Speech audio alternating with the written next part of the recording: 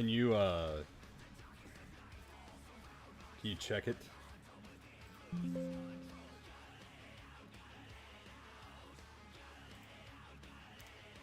I think it says we're live.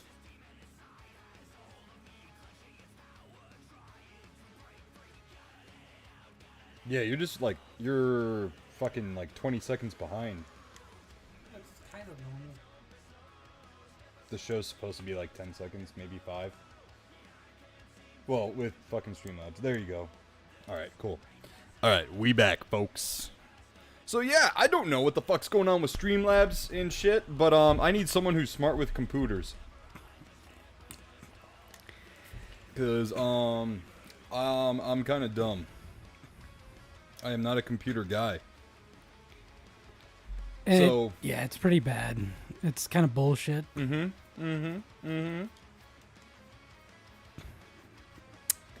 But other than that, how do we sound? yeah, let us know how we sound.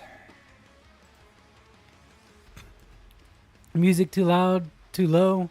Am I too loud, too low? I think everything's pretty good.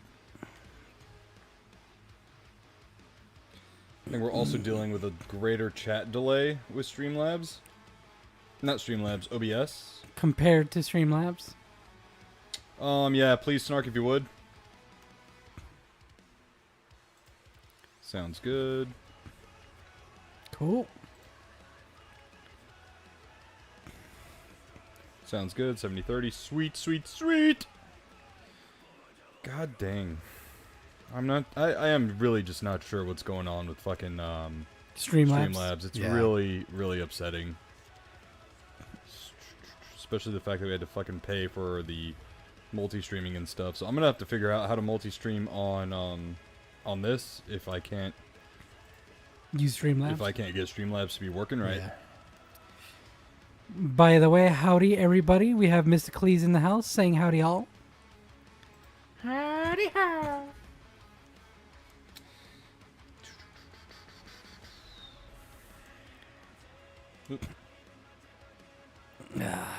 Man, at least you know.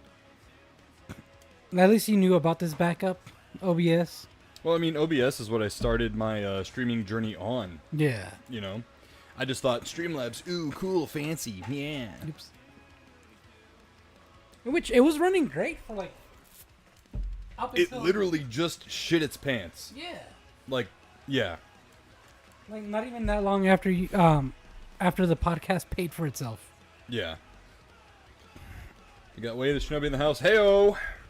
Yeah, so as everyone files in here, I tried Streamlabs again and it just was doing fucking terribly.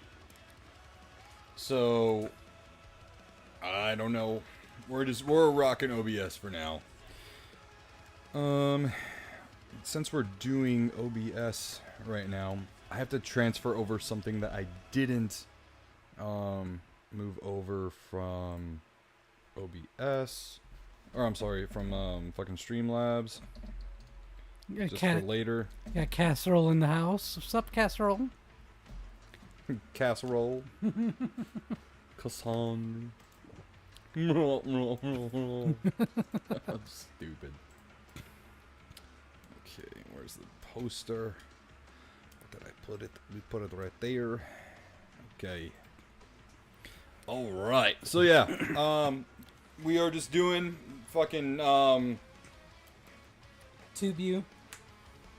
what? TubeU. Yeah, YouTube. yeah. We're just exclusively on YouTube. So yeah. All right. So everything sounds good. Yeah, yeah, yeah. This is a fucking full margarita. It's been a day. Yeah, when I got here, he sounded like how I normally sound. Yeah. So before we start the show, let's go over the top fans list.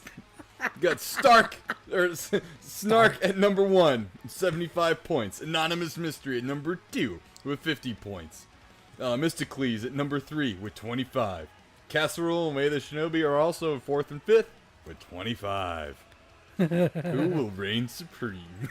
I fucking love YouTube for doing this shit, dude. It's so fucking dumb, yet so fucking hilarious. It is the best.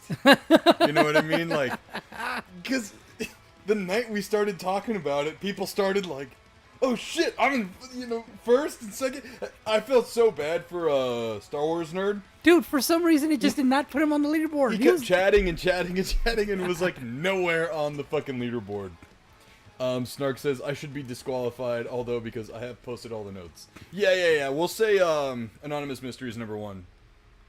Snark, he's the mod, so fucking mustache comb. Right? I like how it doesn't even like distinguish between mod and like a regular commenter. Yeah. Okay, so I guess we're ready to start then, yeah? Oh yeah. The one thing I don't like, but also kind of like about OBS is it doesn't show you like how many people are watching. Takes that It's a pro and a con, you know what I mean? Take that stress off of you. It takes the stress off of you for sure, but it also adds stress because it's like, am I just talking to a fucking void? You know what I mean? So anyways, comments is comments. Doesn't discriminate, just like all my sentries. Yeah. Fucking me up in Helldivers. I swear to God, every time we lately, every time we fucking play, fucking death, or killed by Snark. Killed by Snark. Yeah, that happens with turrets. Oh, yeah. Oh my gosh, and of course my phone has to be fucking blowing up right now.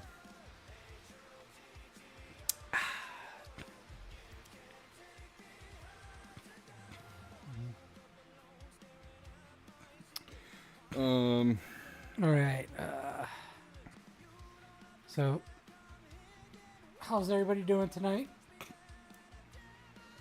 Hopefully you guys have had a great day. Sorry guys, I've ex-wife and client fucking separate people, 2 separate people. Ex-wife and a client both fucking texting me at the same time right now. Oh man, good thing you distinguished that, because you imagine? What? Your ex-wife's a client? God. Dude, yeah, any spouse would be pissed off. Yeah. God. I also would have been like, well, dude, what the fuck were you thinking? Look, I mean... He's like, money's money. Well, yes, but Mr. also Krabs. at the same time, like... That's also where my daughter lives half of the time. Yeah, that's so true. If, say, for example, there needs to be like a ceiling fan installed in a room that Evelyn will be living in, yes, I will go fucking do it. But for anybody else, hell no. Like another ex, yeah, like no. No, I mean like if the ex would ask, can you put one in my room? Oh, I see what you're saying. Yeah. Yeah, no. Now you go find fucking somebody else for that. Snark says, but on the bright side, I now have access to the control group warbond. Yes, Fuck yeah. Everyone give Snark W's in the chat for getting his baby's first warbond. Alright. So if we're ready to start, I think we'll go ahead. What's up, nerd geeks and gamers alike? It's your boy Nerdy Nick, back with best friend Josh. What's up? For another episode of the NSquared podcast, your mama's favorite show of the week. That's right, I went there.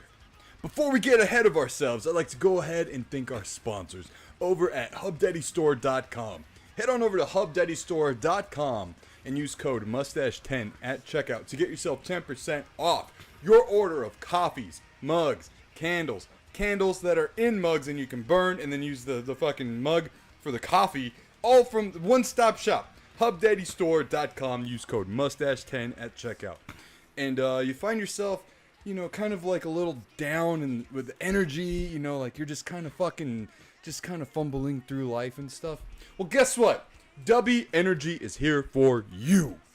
Head on over to dubby.gg using code NSquared10 at checkout to get yourself 10% off your order of energy drink supplements. Whether that's the powder form, oh shit, we're going fucking motion tracking now, or ready to drink in the can. The choice is yours! Oh my god, crazy promo time!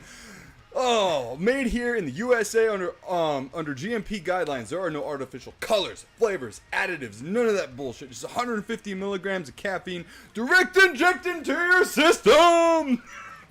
amino acids, and nootropics. So once again, w.gg using code NSquared10 at checkout. And you like video game merch? Do ya? Come on, do the fucking thing! Zoom in! It's not doing it. Hold on. Unlock me. There we go. Do you like video game merch, boy?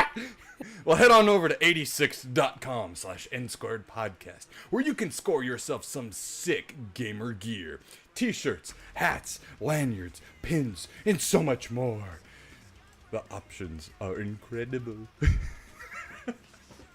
They got brands franchises from all over the gaming universe, like Skullgirls, Persona, Street Fighter, Killer Instinct, and so much more.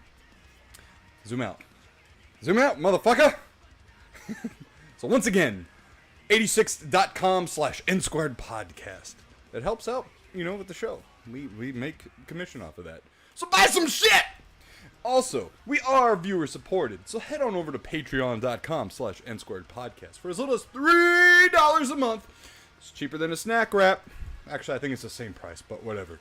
You can help produce the show. We might need a new video driver, new video cards, whatever. This PC's fucking old.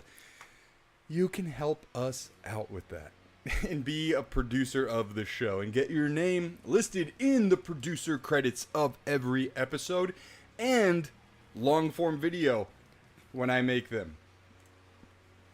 Fuck off. They'll happen again. It's been a while. But they'll be back. I promise. It's just fucking crazy, okay? Anyways, back to the promo. We've got tiers for all of you guys. $3, $5, $10, whatever. And each have so many fucking perks. So once again, one of those perks is a segment tonight. The Patreon question block of the week. So yeah, patreon.com/NSquared podcast, where you can be a show producer just like Kev Called, Jordan, Snark, CSG TV, Jim from Drink a Beer Play a Game, Anonymous Mystery, Smash JT, Way of the Shinobi, Gordostein, and our executive producer, permanently, I read that wrong, Resvagram. Age-old question. That's probably, you know what? It was the fucking dirtiest promo I've ever done probably on here. Maybe not the worst. No, it's probably not the worst. But that shit was off the rails. That was like it was purely by accident. Yeah. It shows your adaptability, though. Adaptability. Wacky inflatable arm flailing tube man. Wacky inflatable arm flailing tube man. Yeah, no, because I was trying to. All right, so I'll admit I was trying to do like the 10, right? Yeah. And then it decided 10 follow. I was like, fuck. And then while you were improvising, I was thinking, you know what this reminds me of? You know in Dodgeball, the fucking coach in the wheelchair? Yeah. Just throwing fucking wrenches at them? Yeah. That's what I felt like. I'm the coach throwing wrenches on you, but purely by accident, though. Yeah. When I was doing that promo, I felt like that guy from the Family Guy skit. Wacky inflatable arm flailing tube man. Wacky inflatable arm flailing tube man. I've inherited a warehouse and I'm cutting the cost for you. Yeah. You know, like Sunday. Yeah. Anyways, what's up? What's up? What's up? There we go. Not much other than accidentally fucking up the promo.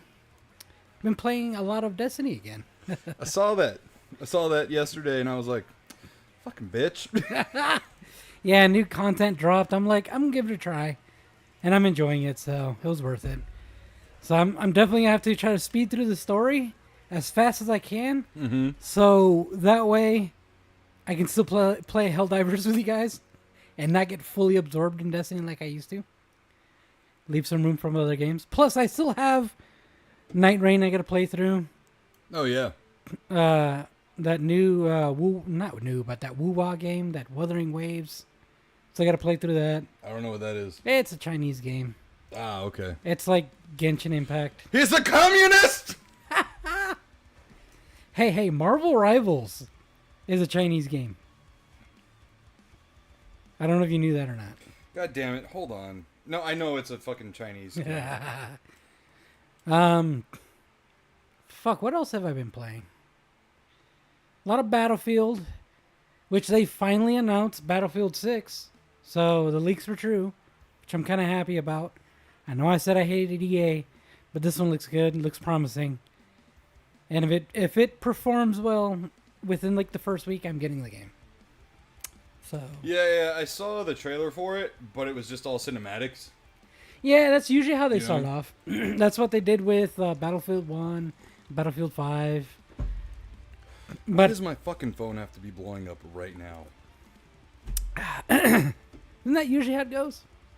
Usually, dude. It's always Yeah. when I'm fucking doing something. It's like, usually when I'm doing something, my wife, or the ex-wife, or my mom, or someone, they get the fucking zing from fucking Metal Gear, you know? And they're like, I need to fucking bother him right now. I need to fucking mess with him. Fucking text him. We got Who some. told you I was on Grindr? No, go up 2 more. And Speaking of Helldivers, guess who finally got Helldivers? Oh, fuck yeah. shit! Oh yeah. Yes! Awesome. Ah, Fuck yeah. PS5 or PC? Doesn't really matter, but...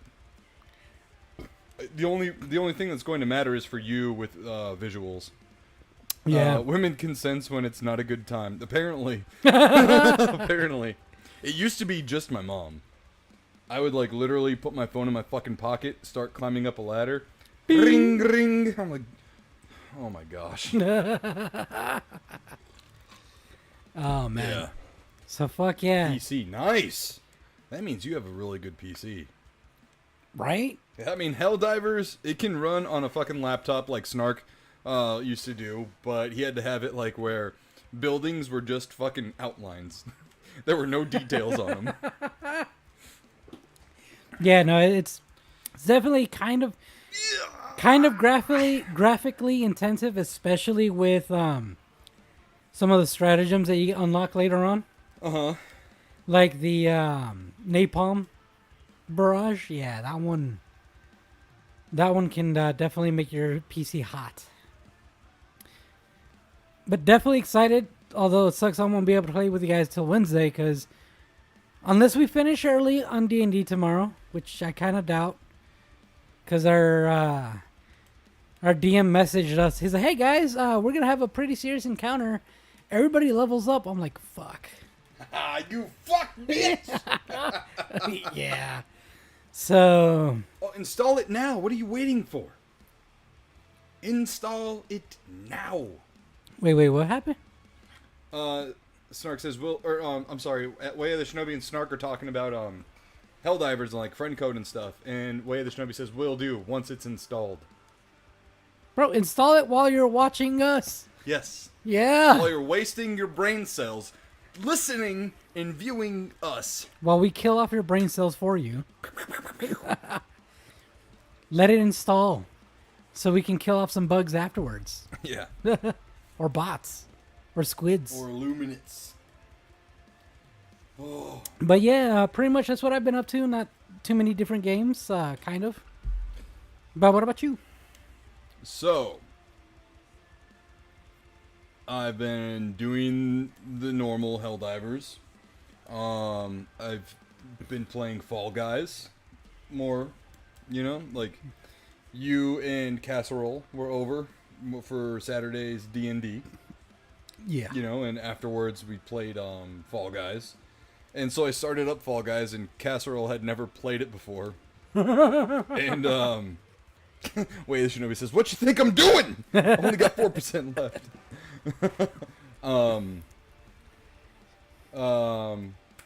And yeah, so like, Casserole was like, what's this game? And I was like, oh, it's like a, you know, obstacle course kind of game. Physics are kind of wonky. Here you go. And then the fucking race was about to start, and she's all freaking out and shit, you know. Was doing horrible at the game, but, you know, A for effort. She downloaded it on her Switch, and she's like, I qualified for a round. I was like, there you go. But yeah, Definitely a fun game. yeah, Fall Guys is fun. And then I actually played Human Fall Flat with Evelyn last night as well. Ooh, what game is that? It is it's like a obstacle kind of game. It's your character has like fucking halfway melted gummy bear physics. So like they walk like kind of like this. Okay. And then they like you can grab onto shit, but like when you put your arms up, they're like this. Wave your arms like you just don't care. Type? Yeah, but except they're not really trying to wave, but they just do anyways. Huh. So yeah, it's just like a puzzle and obstacle kind of game. Okay. It's hip with the kids. The youth like the human fall flat. This is Patches O'Houlihan. Oh my god. What was that from again? Dodgeball. Was it Dodgeball? Yeah, Patches O'Houlihan. He created the whole dip, duck, dodge, dive, and dodge. Oh yeah. Yeah. Played by Hank Azaria. I don't know who that is. He voiced Apu in Simpsons, amongst many other characters. Oh shit. Oh, yeah, I'm trying. Wow. Yeah. Yeah, he's that one black guy, right? No. No. A simple Google search will help you, my friend. Sorry, it's because there's that one black guy who's like every single voice out there, and like you wouldn't. Yeah. Yeah, no. What was his name? Hank Azaria. But anyways, so we did Human Fall Flat. Oh. We played Fall Guys last night, and then Evelyn is like super fucking competitive, apparently, when it comes to fucking video games, and got frustrated to the point of near tears. And I was like, dude, it's just a fucking game. I was only playing this so we could spend time together. And I was like, are you really going to let this like ruin our time together? And she just kept nodding her head. I was like, you're a fucking idiot. Give me the controller. You know, like, I had to do a little tough parenting last night. It happens. Yeah. You know, like, whatever. Get out of your fucking, you know, like, emo hole. And then we did a little bit of a power wash simulator, and I forgot how fucking annoying that game can be. Like, people think it's like a zen out game, but it's really not. You're like at 99%, and there's like that one spot you missed, and you can't fucking find it. Yeah. Well, not even just that, dude. It's like the controls fucking suck on a controller. Yeah, it's definitely meant for like PC. Oh, it is so meant to be played by a mouse. Yeah. Yeah. Which, I mean, technically with... Or played with a mouse, not by a mouse. Mice can't play games. They cannot play games. At least not very well, I imagine. Yeah, no, I was going to say, technically, with the systems that we have nowadays, you could hook up a mouse and keyboard to that. Oh, yeah. Yeah, so... But then again, it's also a pain in the ass to run a long-ass fucking... Like... Oh, yeah, you wireless have... mouse, Wireless, bro. yeah. Yeah. Thinking fucking like 1996 over here? What? You want me to fucking clean out the ball too? And Well, I mean, it's because I have a wired mouse because I don't want to deal with the charging and all that crap. I just pop in fucking AAAs every now and then. Or replacing the batteries, that too. Yeah. Because you're in the middle of something, you're like, oh shit, battery died. I'm dead. Yeah. And then I've been playing Metal Gear Solid on my Switch. Ooh, like the first one, or? Yeah, remember you got me the 1, 2, and 3? Yeah, the combo. Switch? Yeah, I just want to see if you started off with the first one. No, yeah, I started Or- off with the first one. So 3? No. It's because canonically, 3 is the first one. Yeah. No, I am playing them in release. Release order. Yeah, release order. And I kind of forgot how jank the controls are, you know? Yeah.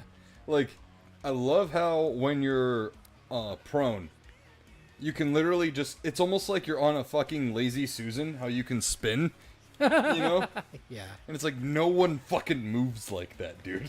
You're just like, shh. Yeah, and it's very sensitive, too. There were so many times that I got caught because I meant to just back up, but he would, like, cling to the wall and then try to hide. I'm like, no, fucking get off the wall! Trying to back up my guy. Oh, my gosh. Some of it was in my fault. Unlock me. Tiny, unlock me. Unlock me. Thank you. Tiny's like, ooh, tell me that Oh again. my god. Fucking idiot. I do need to move it over just a smidgen. That's still not where it was before. So yeah, Metal Gear Solid is I haven't gotten too far into it, just because time. Oh yeah, Just no, I being a get it. fucking a dad and an adult. Actually, just being a dad. That's it. I could be an adult and play games just fine, but It's being a dad. that takes the- responsibilities. Yeah, that's what takes the most time. Oh man. Chat, you guys are being quiet. Are we still live? It's actually a genuine question. It says everything's good. I just get nervous. I have, what do you call it? PTSD over this shit now. I'm gonna have to double check and make sure we're live. Double. Okay, we're live. We're good. live, Okay. yeah. Okay. What? And that's just the fact that you're like PTSD. Yeah. So we're good. We're good. So, I've been listening to the story. Yeah. Okay. Anyways, so yeah. Oh, and then of course, what is it? Oh my gosh, Bubble Bobble. Oh yeah. Yeah, it's funny, dude. I only play it in like short bursts, like maybe like 5 levels at a time, and I'm almost at level 100 now. I'm like, when does this fucking shit stop? It Do you keeps fucking going. do you play 5 levels at a time, like every hour or some shit? Jesus. No, dude. Like, it's just keeps going. And setting up some pops I bought. Ooh, what fucking Funko Pops did you get? Casserole says, all good. Bro, that reminds me of one of my coworkers, like, poking fun, but at the same time it was fucking hilarious. Called one of his friends a Funko, but in Spanish because she has a big ass fucking head. Mystically says, I'm surprised we haven't talked about Helldivers coming to Xbox. We did. We did, yeah. Yeah, when it was announced. Yep. Where were you? Where were you, Mysticles? Where were you? What was that song from South Park? Said, where were you when they built the ladder to go into heaven? How much did it wow? That is by far their best fucking joke. Yeah. Shitty wall. Shitty wow. Yeah, that's great. All right. Yeah, I think that's it as yeah. far as like what I've been playing. Well, and then also we've been playing D&D. So this past weekend was Saturday. Previous weekend was Sunday. Just because scheduling conflicts. But, yeah, and then this upcoming week will be Saturday. Yeah. Yeah. And during our run, Casserole kind of came in clutch a little bit, won't lie. With the whole, like, peekaboo attack. Like, right? popping up, attacking, and then hiding again, and then actually getting some decent fucking rolls. Dude, I know. Yeah. Like, this week, the dice wasn't necessarily on my side. Or mine again. Well, it was on my side as the DM, but not as me as the player. Which really fucking sucked. Right? Which is funny because, like... Fucking, oh, man. Dude, so, all right, so we're kind of just going to be skipping around just because there's so much we did. We did a lot. But there was so many times where, like, he could have easily just been like, all right, I'm not saying that's what they did against my character, but now he's straight up like, all right, fuck, my character's fucked. They did this much, or they hit this number. I'm like, fuck. Okay, so when it comes to me being a DM and a player, I am straight up honest and like legit, because every time I fucking roll or whatever, Josh is like, no cheating. I'm like, dude, I am not fucking cheating. I literally, I got myself down to 1 HP because of a fucking attack from, I think it was like a fire snake. Was it the fire snake that got you that low? Or the fume drake. One of the two. But I got down to 1 fucking HP, and then when it was my turn to attack, I was like, I'm going to tactically retreat and try to get a little bit of a distance here. And luckily I did, and I got away. Didn't get attacked as I was getting optimal position. But yeah, no, that was fun. We ended a chapter. It was really... If we weren't fucking around as much, we probably could have gotten through it in maybe like 40 minutes. Granted, we were trying to be like, all right, we're going to investigate fucking everything. Well, yeah. Yeah, it worked out. We tried to at least, but then like, all right, we're investigating this. And he's like, all right, well, that starts the encounter. Yeah. We're like, fuck. And then because we're level 2, there's also another enemy here. Yeah. Dude, I think we all almost died. Casserole got close, but like... Oh, yeah. Not like... I think they went down to 4 HP at one point. And then I healed them, got them up. No, after that, because after that encounter, where they got down to 4, we took a long rest. Because we were all, like, fucked up. Well, yeah, but I healed Cassandra's. Malvius. That's the character. What's your character's name again? Yeah, for some reason, Josh and I cannot fucking remember, like, for the life of us, what her character's name is. So I always have to, like, fucking... I'm always looking at the... Whenever I'm doing DM shit, right? So I'm like... And with that attack... Malvius. Yeah. You know, like, blah, blah, blah, blah. Yeah, no, and it's just kind of become a thing, like, in character. We're like, what's your name again? But, like, we cannot remember Malvius, but we can remember his character's name, Dragnox. Like, easy. Yeah, because my name's fucking cool. Dragnox. Excuse me, what'd you say? I'm gonna Dragnox these nuts over your face! Oh my god. It's a double entendre. Fucking idiot. Probably not, but hey. Oh man, but yeah, no, it's definitely, it's been fun, even though there's only 3 of us. Mm-hmm. Luckily, since you're playing as a third character, you know, it's worked out. Because it'd be hard to do it with just 2 people. Yeah. I'm kind of thinking of... Nah, never mind. I won't tell you. Oh, it's like a DM thought, or... Yeah. Oh yeah, don't tell me. Yeah, don't fucking tell me. No. Don't do that. But see, the only benefit of me telling you is so I could remember when Saturday comes around. Because I'll fucking forget, dude.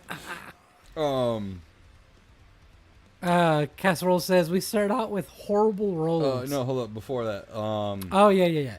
I went to get the Naruto Sexy Jutsu limited one from Box Lunch, and I ended up leaving with 7 pops. Oh my god. They have the GT Super Saiyan 4 forms for so that was a done deal the second I saw them. That's pretty fucking cool. Yeah. There is a DBZ baseball jersey that Box Lunch has, and normally it's like $60 or $70. Fuck. And it was on sale for like fucking, I think it was like 30. And I was like, yeah, I'll probably get it when it's on sale. And then it got on sale, and I forgot to go back online, and so I went the next day. And it like was when I had when it like popped up into my mind, and then it was back to fucking full price, and I was like, no, damn, fuck. Damn. Yeah. Don't you I like fucking cool jerseys like that, man. Yeah. Like my Scream Ghostface hockey one that I have. Like, dude, fucking so cool, man. They also have one that's like a basketball jersey of Dragon Ball. Oh, nice. It's really fucking cool. It's like, I think it's orange and blue, like orange with like blue stripes. Yeah. Anyways, that store could take all my fucking money. Also, it doesn't help that everything's fucking expensive in there too. I know. So yeah, so D&D's been pretty fun. This time around was like much smoother though, I think. Well, it's because we all got used to it, you know. Well, yeah, and I was just kind of a little more commanding as a DM, like just rolling, kept going, kept everything going, and then I was trying to hint to you guys, and you guys weren't getting them, so that's when I was like, look over there. You know? Well, that's the thing, though. It's like in a regular campaign, a lot of like the players have a lot more freedom. Where like they're like, all right, we're gonna go investigate this. Yeah. As a DM, yeah, you want them to go this way, but if they really want to go that way, sometimes you can't. Yeah, but them. the thing is it was something that needed to happen to progress. Oh no, I completely understand. And I was like, that. we're gonna be fucking stuck in here for forever, and I'm not. This is my fucking campaign. We're not going to be stuck in here for forever. Yeah, no, I completely understand that. Let's say it was divine intervention. Yeah. You know, something just magically gleamed at you. You know. And then that's when Casserole says we started off with terrible rolls. Yeah. There were a lot of 3s on Saturday. Dude, that was fucking ridiculous. Dude, I rolled 2 3s in a row for. No, I think it was like three. No, it was in one go for the enemies. Both of them were 3s. Oh, and and I was doing it for DM. The initiative? No, attacks. God. Yeah. I'm glad it was attacks then. Fuck Yeah. me.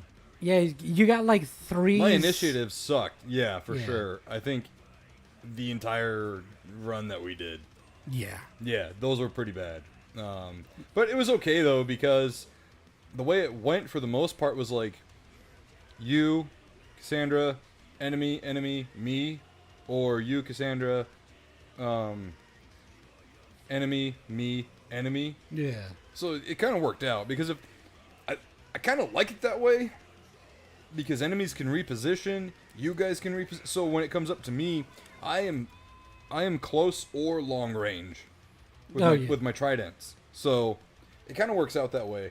As far as like her character Malvius goes, he is long range preferred.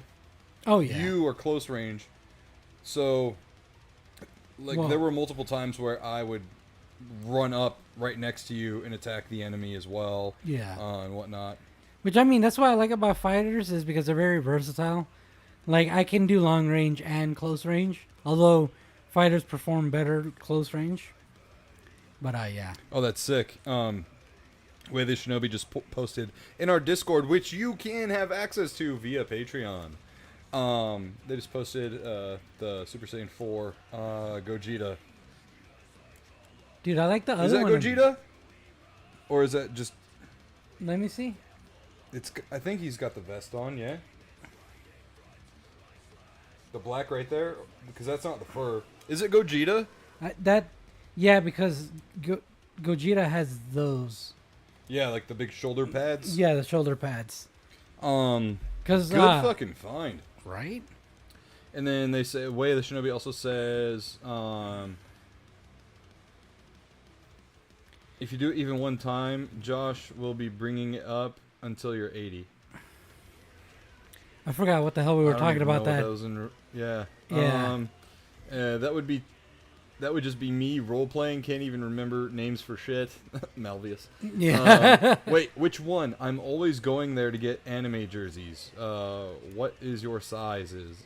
My size, probably just fucking XL for a jersey. I don't know, because they kind of run them small, I would imagine. I don't know. I've never really tried them on. Yeah. It's Gogeta. Gogeta, there we go. That's what I said, right?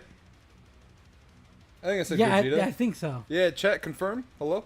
Yeah, no, it's because there's fucking Vegito, Gogeta. Vegito? Well, some people say Gogeta. Go-getter. He's a go-getter. Yeah. Although, did you hear about that shit? Apparently, the animator for Dragon Ball said that apparently everything Dragon Ball is now canon. Explain. Basically, GT is also canon. He just tweeted it out. How? I don't know. The dude said everything's canon now. So people are like, that means Dragon Ball Abridged is canon. Oh my god. Everything you do in the games is now canon. Right? Jesus Christ. I think he's probably just fucking around with people. Oh, yeah. Yeah.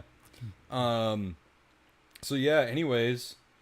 That's pretty much the what's up. Josh and I might be out of it during the show, not because of the alky, but because he was up on roof. Wait, you said not because of the what? Alcohol. Oh, she fucking threw me off. I was like, what? No, yeah. the alchemy we're about to perform. Right. No, fucking dumbass. God. No, so Josh was up working on a roof today, but not for like all day, but Yeah, no, it was just, part. it was like an hour. But the thing is, it was a roof that was recently redone. And So- coated. So the whole thing was super fucking white. So, Super white. so it was like having snow blindness. Mm-hmm. But in the heat. Yeah, my eyes were like, close. And then with the heat, I got a little dizzy. Not like nauseous, but just dizzy, just from Yeah. all the white. And then all day today, so I'm putting together like all these weight machines and exercise equipment machines, putting up mirrors and whatnot in a yet to be open physical therapy office and like gym-ish kind of thing. So long story short, that the building doesn't have electricity yet, so there was no fucking air conditioning at all, no fans moving, no nothing. And today, I mean, right now it says it's 101, and it's 7:21, so you can just imagine just how it probably felt better outside than inside is what I'm trying to say. Yeah, no, I was gonna say I probably had a better day than he did. Yeah, being up on the roofs. so there were definitely times today where I was like, I am a little dizzy. I ran through a gallon of water, I ran through a vitamin water, and I ran through a liquid IV bottle as well. And I ate, I did all the things that I never normally do. Taking care of myself is hard. But, which is kind of crazy, like, considering the fact that I'm still maintaining the physique that I have. Right. And I'm not putting any effort into I gotta it, use the restroom. really. I'll be right back. What? You gotta use the restroom. Oh, okay. Wait, is this, like, number one? Oh, god damn it. All right, I'm going to be carrying the show for a little bit. Yeah, Because Josh will be gone for about half an hour and 45 minutes, taking a fucking shit. But anyways, yeah, so it was a long work day. And the weather, I mean, it's not as bad as it normally is, because honestly, like right now, it is uncharacteristically cooler. So yeah, like today the high was 105. I say that's like cooler, right? But normally, I mean, during this time of the year, it's like 110, 111,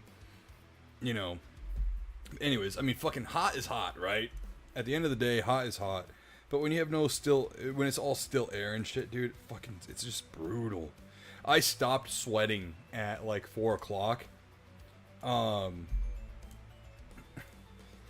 still poops in 2025? Yeah, right. I stopped sweating at 4 o'clock. And that's when I was like, alright, when I stop sweating, I stop working. Because I've had heat stroke twice. And when you stop sweating, and you're doing physical activity, and you're in the heat and stuff, that is a precursor, or a sign of heat stroke to come. So I stopped, packed up my tools, and said, I will be back tomorrow. Adios. So yeah. Just gonna mute his mic while he's gone. Yeah, it's been a day. Tomorrow I will be taking my battery operated fans. It's really nice. So I have 2 fans from Ryobi, and they use my drill batteries as fuel, and I have like 12 drill batteries. So I'll be taking that shit with me tomorrow. But anyways, we are going to be moving on to the Patreon question block of the week. If you want to have your questions read live on stream in their very own segment, head on over to patreon.com.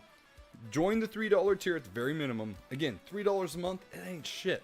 That's like, what, a Monster Energy drink? Maybe less? And you can help out the show, be a part of the community in Discord, and so much more. So, we have Anonymous Mystery asking, anybody watch Happy Gilmore 2 yet? What did y'all think? Okay.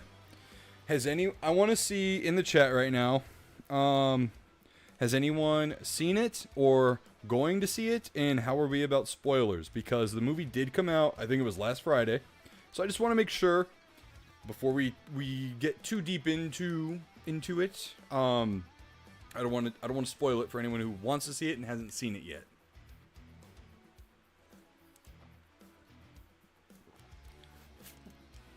So let me know about them spoilers. You know what? I'm just gonna do the whole America thing right now.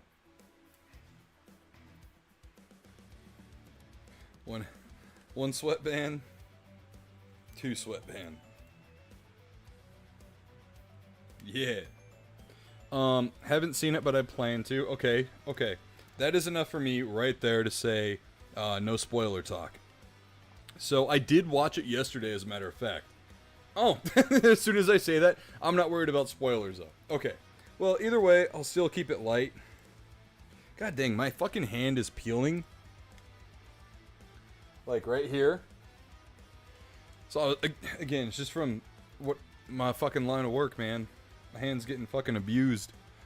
I've been, again, putting together all this gym equipment with tons of fucking nuts and bolts.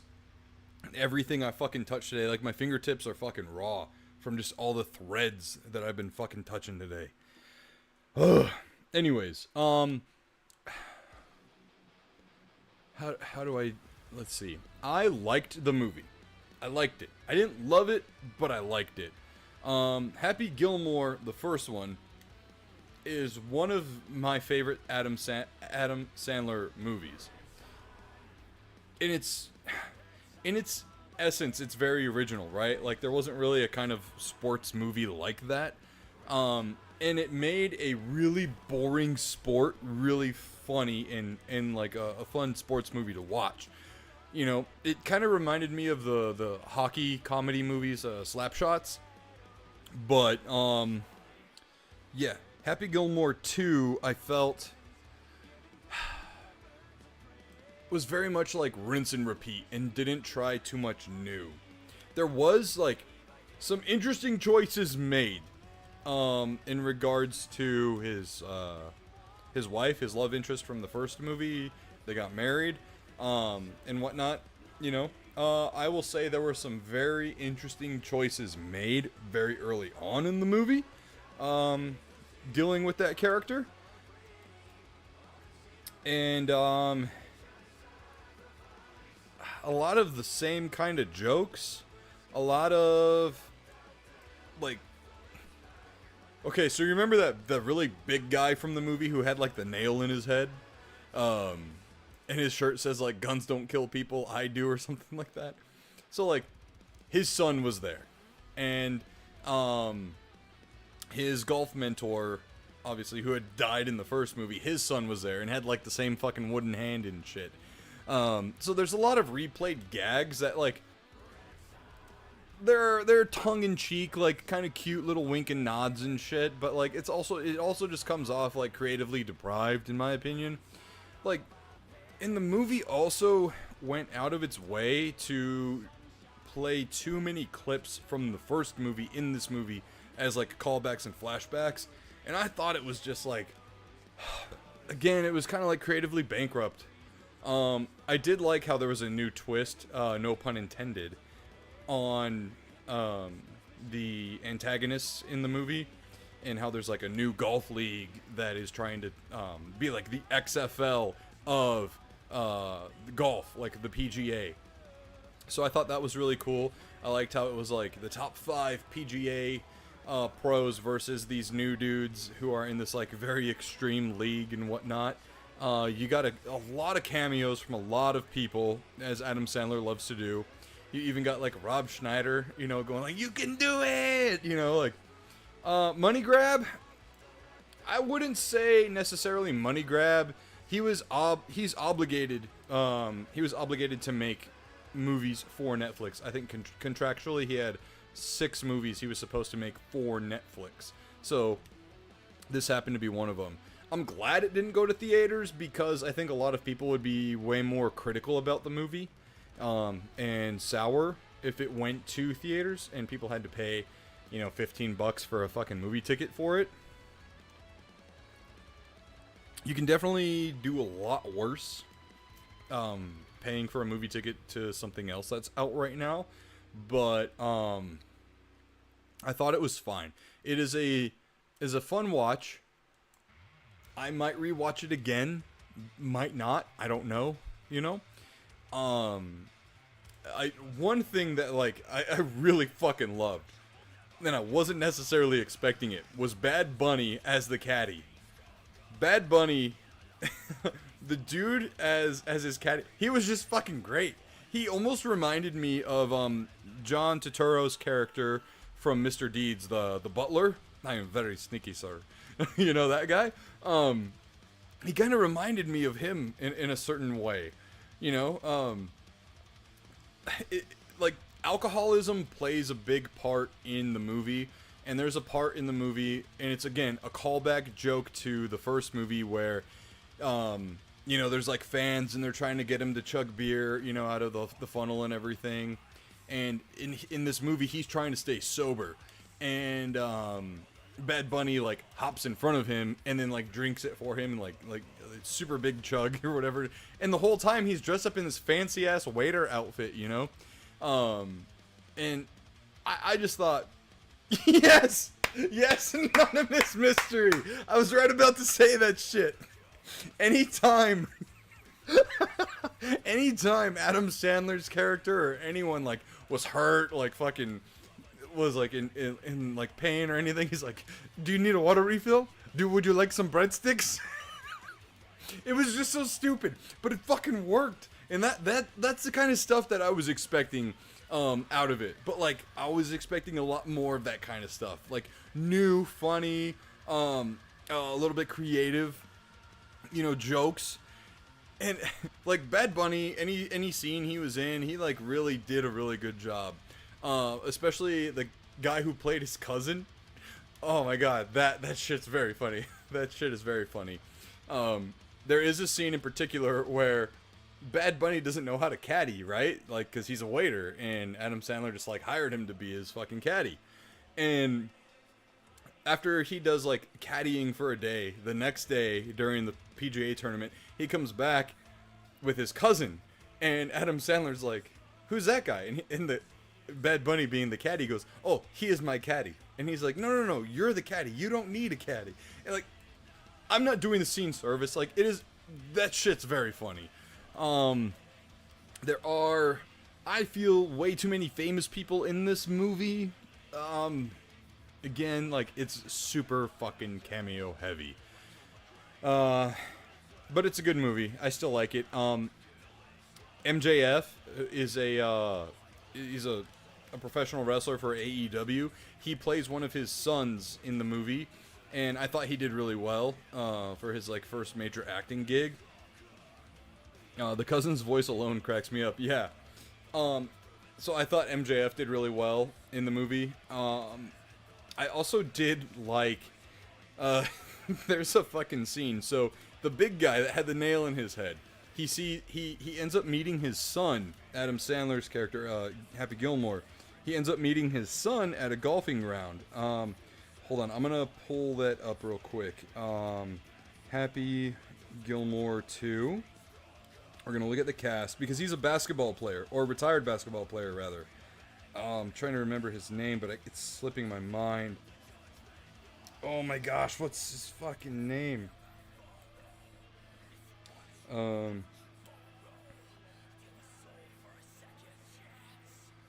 Boban. His name's Boban Marjanovic. And he was also like a bad guy in John Wick 2, I think.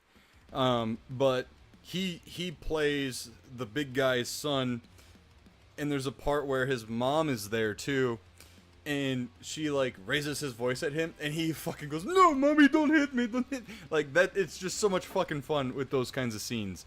But overall, like, honestly, I'd probably give the movie like a 6 out of 10 if I'm being like critical about it, but it is worth watching, especially if you have Netflix. Check out Happy Gilmore 2. What's interesting though is like there were no I didn't see David Spade in the movie. I didn't see Kevin James in the movie. There was like Nick Swardson was in it. Steve Buscemi was in it as like this really weird neighbor. Rob Schneider was in it for like a hot second. But yeah, like not a lot of like Chris Rock wasn't in it. Yeah, there wasn't like a lot of the Sandler crew. You know what I mean? But a lot of Sandler crew extras, I would say. Like Kevin Nealon was in it. He was the boss in Grandma's Boy. Oh yeah. Yeah. The freaking yoga guy. Yeah, I can't remember his fucking name off the top of my head. But he's like, where do you get your weed from? Dante. I get my weed from you. No. He asked Dante's. No, Dante's like, no. Oh, wait, no, yeah. I said it right. Yeah. For some fucking reason, I thought Dante told him. Oh my gosh, it's bothering me. I can't remember what his fucking name is in the movie. Grandma's Boy, cast. Yeah, that was the dolphin scene. Mr. Cheezel. Mr. Cheezel, Yeah. Oh my gosh. Yeah. Yeah, it was pretty funny. It was a pretty funny movie. I did feel like some CGE was kind of like really jank in the movie, in regards to like the callback scenes and whatnot. YouTube is so funny. It sent me a notification. For you, NSquared podcast is live. Thanks. And now we have. I'm assuming you haven't seen Happy Gilmore 2 yet. No. Yeah. And now we have up from Way of the Shinobi, asking, what is the most memorable boss fight you've had in a video game? I know mine. Do you have yours?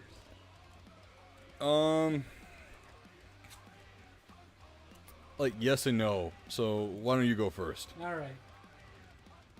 Mine would definitely have to be.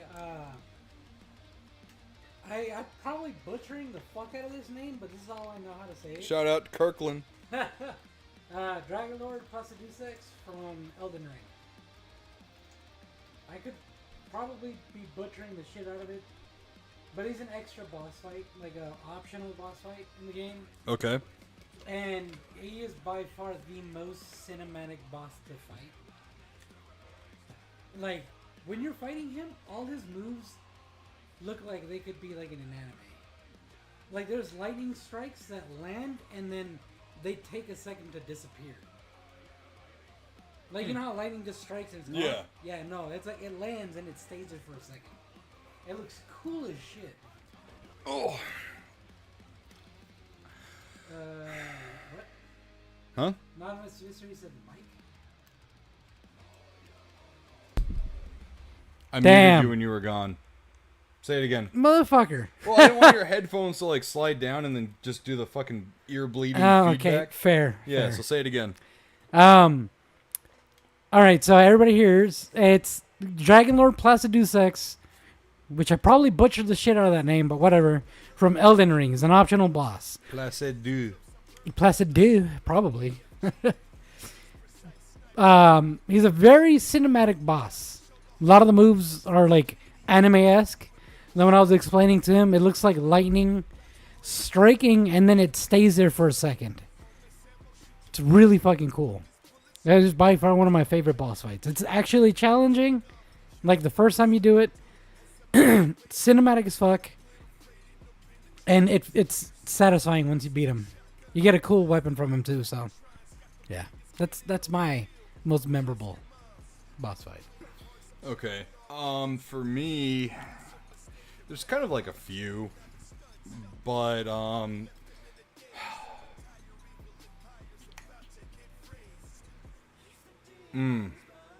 like to narrow it down is kind of hard. So there's one that I really like that's like really creative, out of AEW Fight Forever. Oh. During the story mode and all that, you end up wrestling yourself.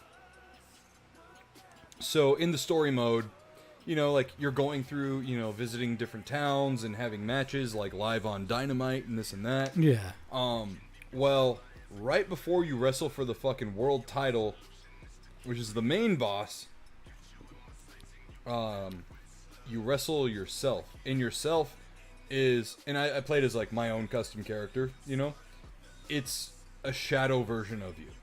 Ah. So it's all fucking, it looks like fucking Smoke from Mortal Kombat.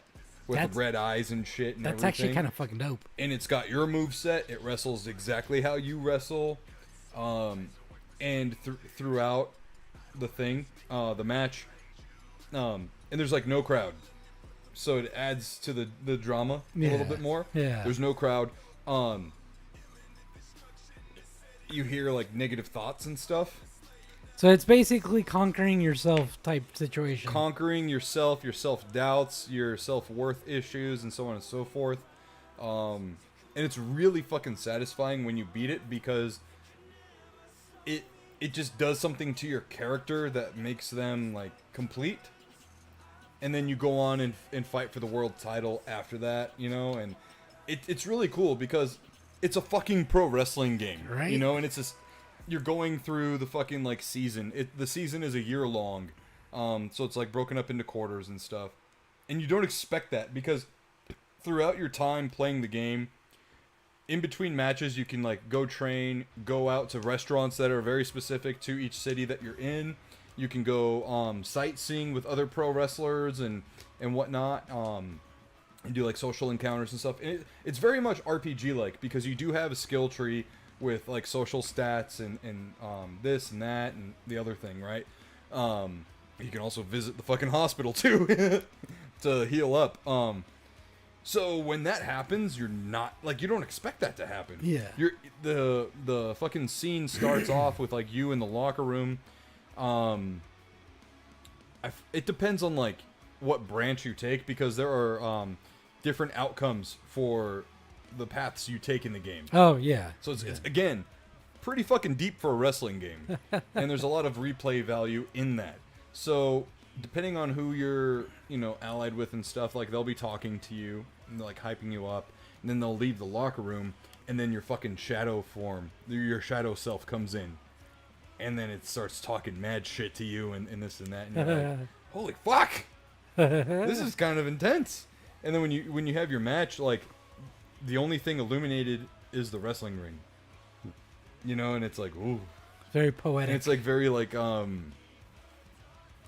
gloom and doom kind of fucking like music playing in the atmosphere is like more like humming kind of noises and shit. You know? So I think that's pretty cool. And then another one would definitely be from Doom Eternal. I think it would be the Con Maker. That battle in particular is extremely tough because she has all those drone makers as well.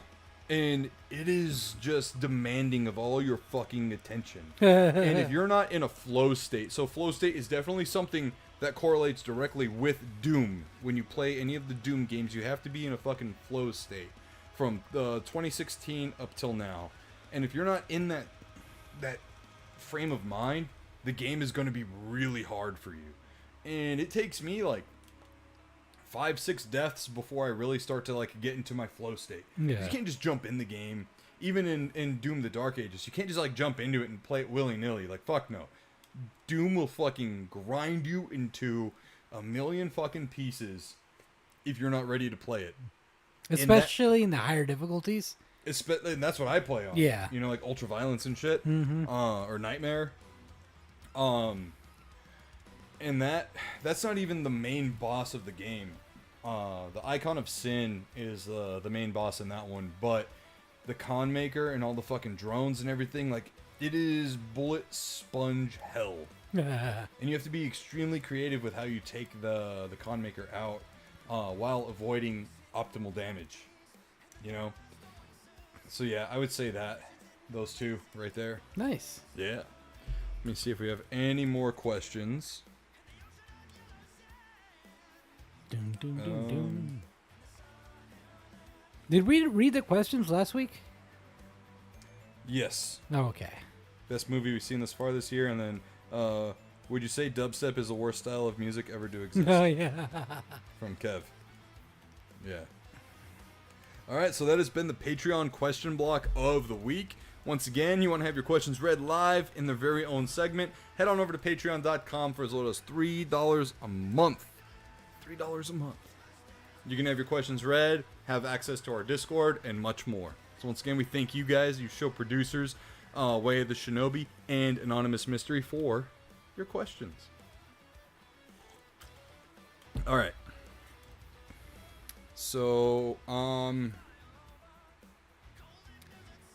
on here.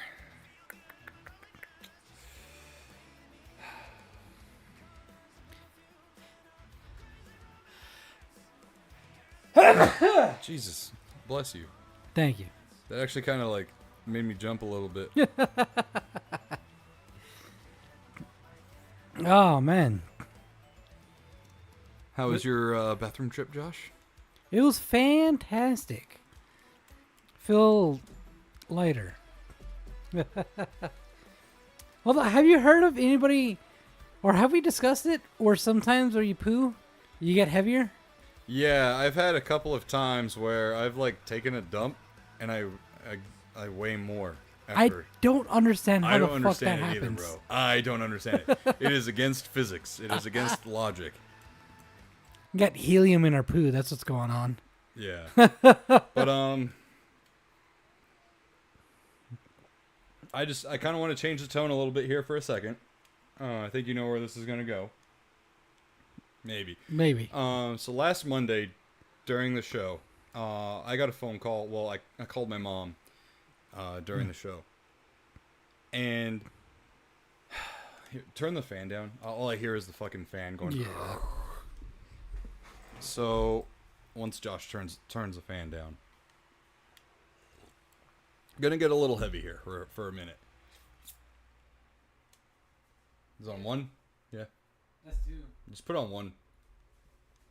It's not too bad in here right now. Maybe that's because the fan is blasting, but so yeah, last week during the show, I was told to call my mom before a certain time because it was getting late. So I called her, and she had to give me the bad news that someone very close to our family had passed away. I've pretty much said that it's a death in the family because that's exactly what it was. Her name was Bonnie, and she was a very fantastic woman, teacher for most of her life, and loving mother of two kids who were great friends of mine growing up. Jordan was two grades below me, and Violet, his sister, was a grade below me. And met them in Spokane, Washington when we moved up there. When I was in summer of 4th grade going into 5th grade.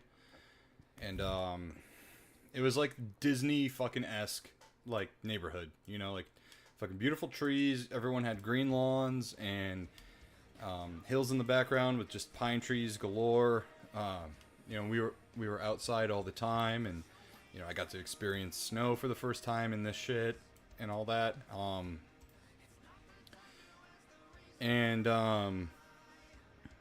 She was just like another mom to me, you know, like we moved back, and then after we moved back, my parents divorced, unfortunately, but during that time, Hank and Bonnie, Hank is their dad and, you know, Bonnie's husband, and Hank and Bonnie were always like checking in on me throughout that time, and we ended up going back up to visit them some years later, and you know, like it was just like no time had passed, and Bonnie was the first lady to ever dye my hair, as a matter of fact, and we like, yeah, she was just a great fucking lady, and she was battling breast cancer and bone cancer, and you know, for the last about 4 or 5 years or so. It feels like that anyways. I'm not exactly sure on the timeline, but it's been a struggle for a while. So she passed away.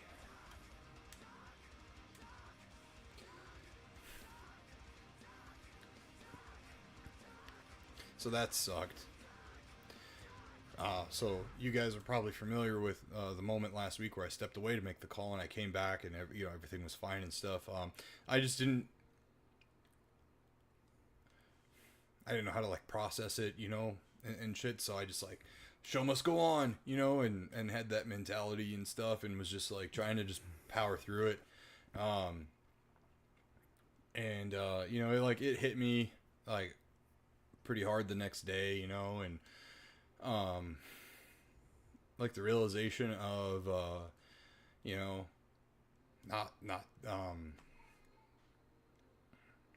not being able to like be up there in Washington State, you know, like separated by like 2,000 miles, something like that. For Hank and Violet and Jordan is kind of rough. You know, like I probably won't be able to like buy a plane ticket to go up, you know. I unfortunately, like, my job is great, like my business is fucking awesome, but what sucks about running and owning your own business is you don't get PTO, and you don't, you know, the days you don't work, the days you don't make money. So yeah, double-edged sword there. But it's hard, man. Like, death is fucking hard. It just sucks. Hold on. Fucking A. Take your time, man. Take your time.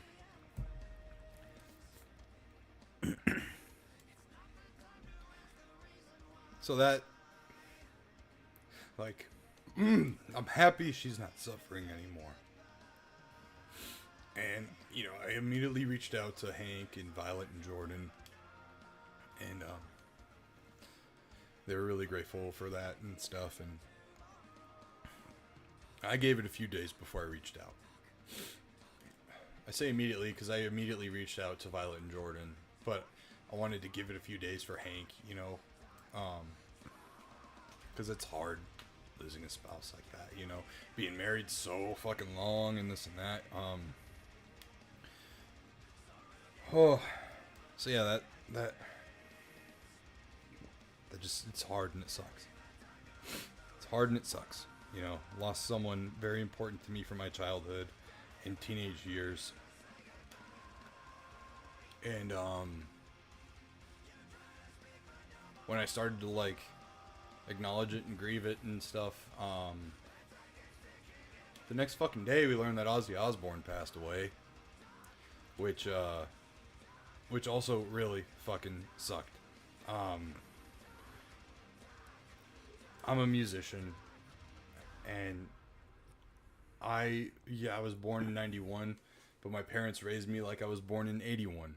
You know, it's big into Pee-wee's Playhouse, Ghostbusters, you know, Transformers, He-Man, so on and so forth. And my dad indoctrinated me in you know, Kiss and Metallica and Ozzy and stuff. And when I picked up a guitar for the first time and really like invested in learning how to play, Crazy Train was one of the first songs I learned how to play.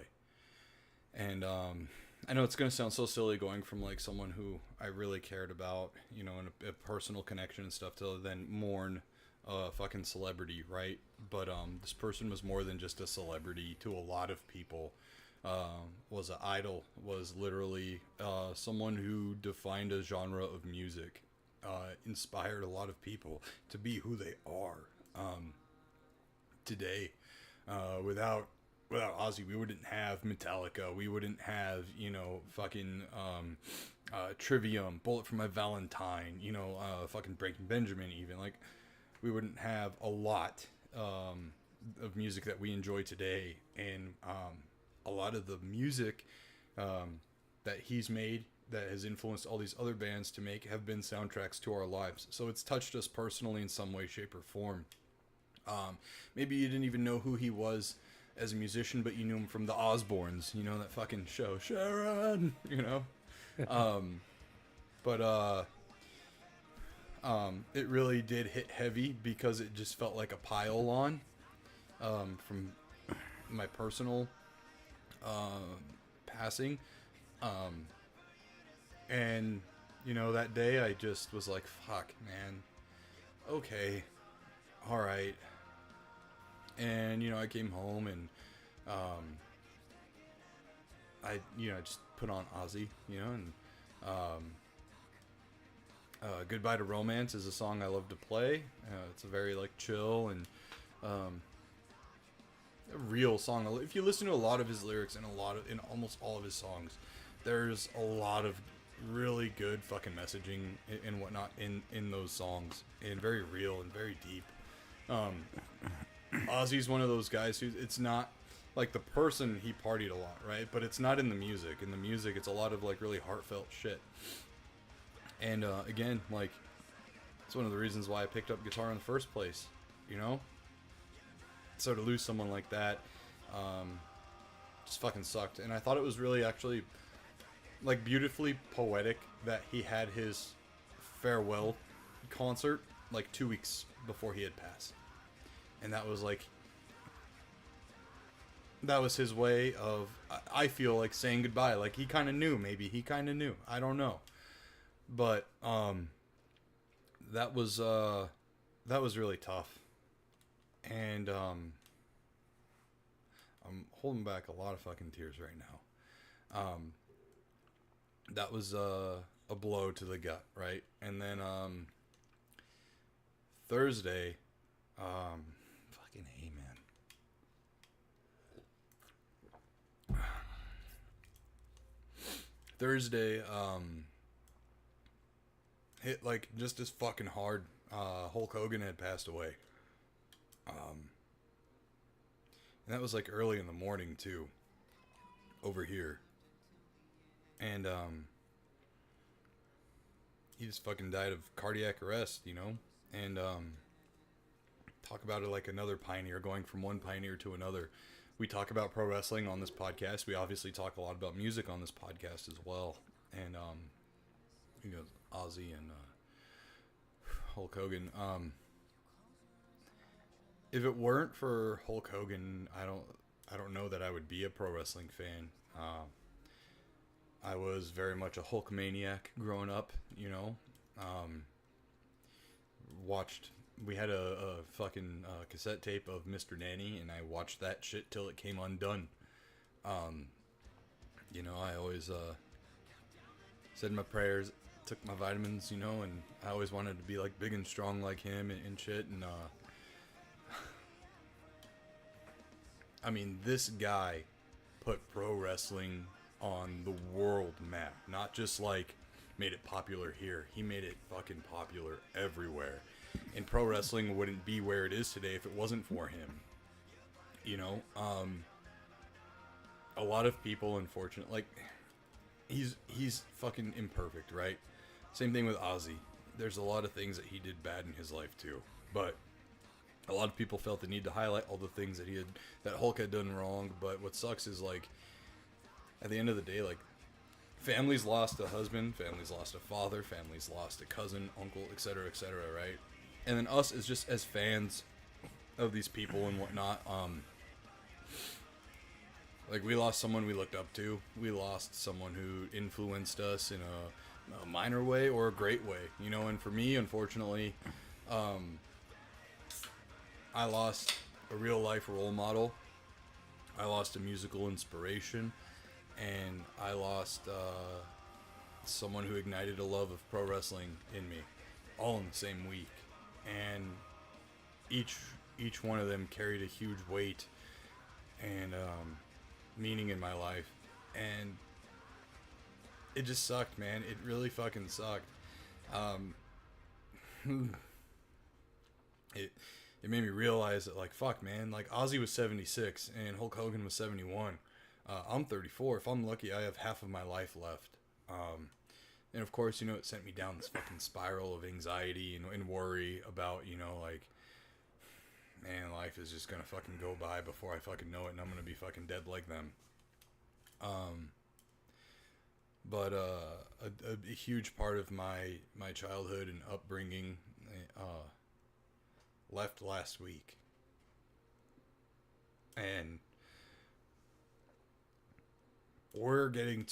we all are, I'm assuming we're all roughly the same age here, except for Snark, you know, but it hits for him too just as hard. Like, we're all at this age now where people we grew up with are also aged up, you know what I mean? And we're gonna see this more and more and more. And it just also serves as just like that reflection of like, hey bro, like look in the mirror too, you're getting older as well, you know? And it's kind of a scary thing to deal with for some people, and some people just are like, yeah, if I die, I die, you know, whatever. But I ain't ready to fucking die yet, you know what I mean? But yeah, it's been tough for a lot of people, and I follow a lot of nostalgia creators and stuff on Instagram, and I mean, seeing some of their posts, like even on Sunday, like yesterday, and even today, you know, they're having a hard time coping with it too, you know, like still posting about, you know, like all this shit, and it's just hard. It's fucking hard. And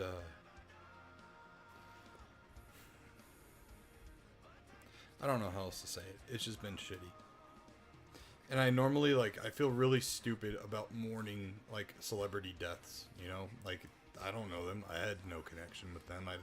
We didn't meet, shake hands, whatever. But with these two in particular, it hit, like, at a core level.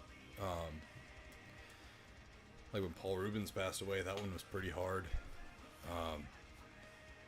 But yeah, I just want to say, thank you to Ozzy for influencing me to have the courage to like fucking pick up a musical instrument in the first place, and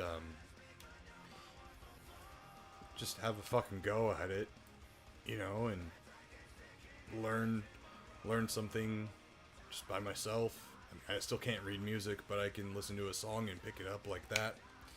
And I owe Ozzy a lot for that. And I want to say thank you to Hulk Hogan for all the fucking, you know, like really good like life lessons that he had preached about in his promos growing up, you know, and saying your prayers, taking your vitamins, staying true to yourself and to your country, for making a lifelong pro wrestling fan out of me. Unashamed pro wrestling fan. And so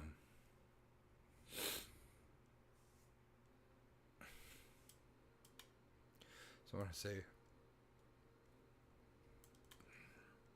thank you to Bonnie for, you know, just being a great lady to me. Some random kid from Arizona pulling up on the block in Spokane, Washington, and taking me in like her own, and being there for me when my parents split up, which is a hard time, and you know, showing me like another example of a strong woman, and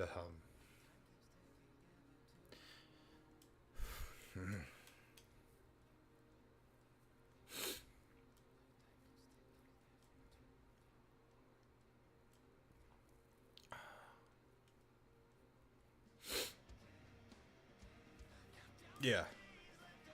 So, as we normally do here, I always say it fucking sucks having to do this, but cheers and thank you for all the memories and everything that you've done and created, and your legacies will live on.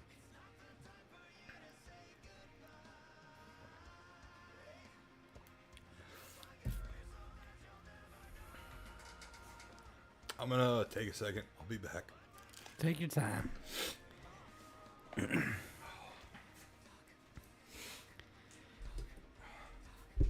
All right.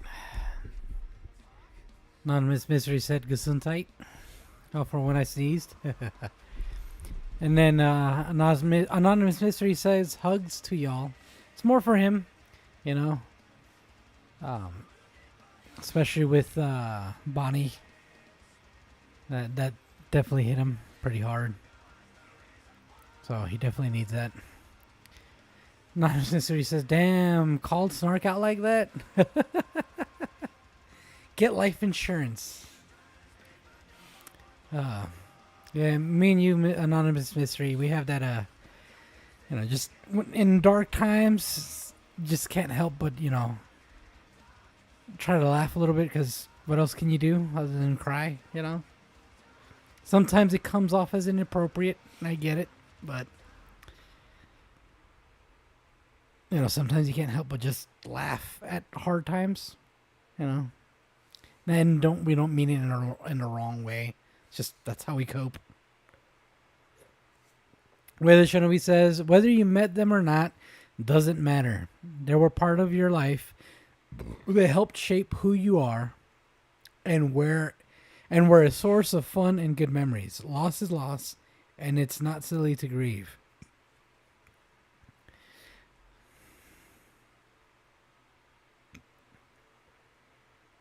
Mm-hmm. Very true. I'm gonna go whiz. Take your time, dude. Take your time. Yeah, no, we all process things differently. You know. Yeah, no, whenever, you know, something like this happens to him, you know, he's always gotta let it out. I'm the opposite. I just bottle it up. I don't say shit. I mean, I need to take it, you know, from his example and let it out when I need to. You know?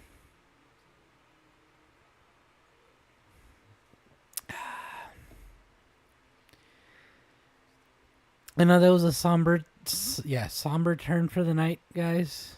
Do apologize, but the thing is, he views you guys as more than just viewers, but as family as well.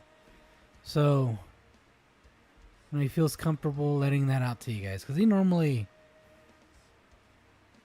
a little reserved with who he lets that out to. So, be patient with him tonight. You know, 3 in 1 week is a lot. So, appreciate you guys for being patient and kind with him.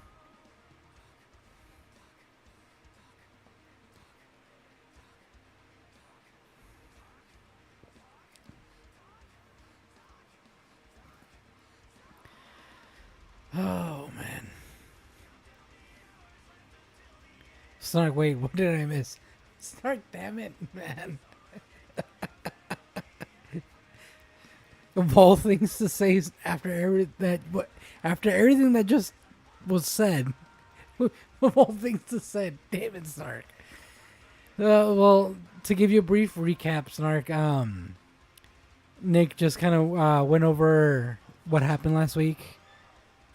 He had someone that was pretty much as close as family pass. Anonymous Mystery Nick called you old, Snark. Oh, Snark, I mean, you're pretty clued in on what happened last week, you know. Yeah, pretty much, yeah. What he told you about, that's what he went over. We were just going over, you know, doing our homage to Hulk Hogan and Ozzy and Bonnie. And Bonnie, who I had lost last week.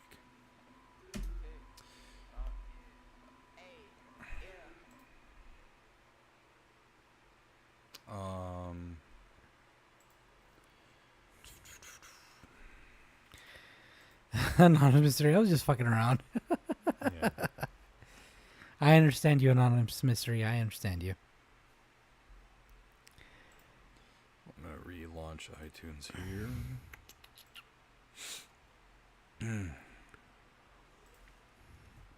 Hopefully we don't have to do that for a while. You know, I hate having to do that shit.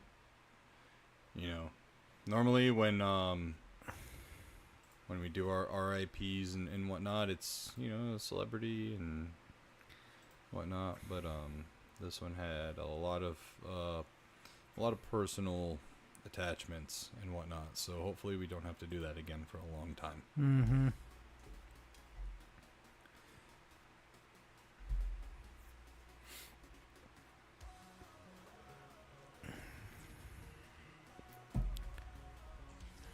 Calling you old, Snark, it's not just a compliment, it's an accomplishment. Right? I got a lot of friends who didn't even make it to the age I'm at right now. So, anyways, moving on, guys, and thank you for bearing with me through that. It was necessary. It needed to be done and said. But I do appreciate you guys for bearing with me on that.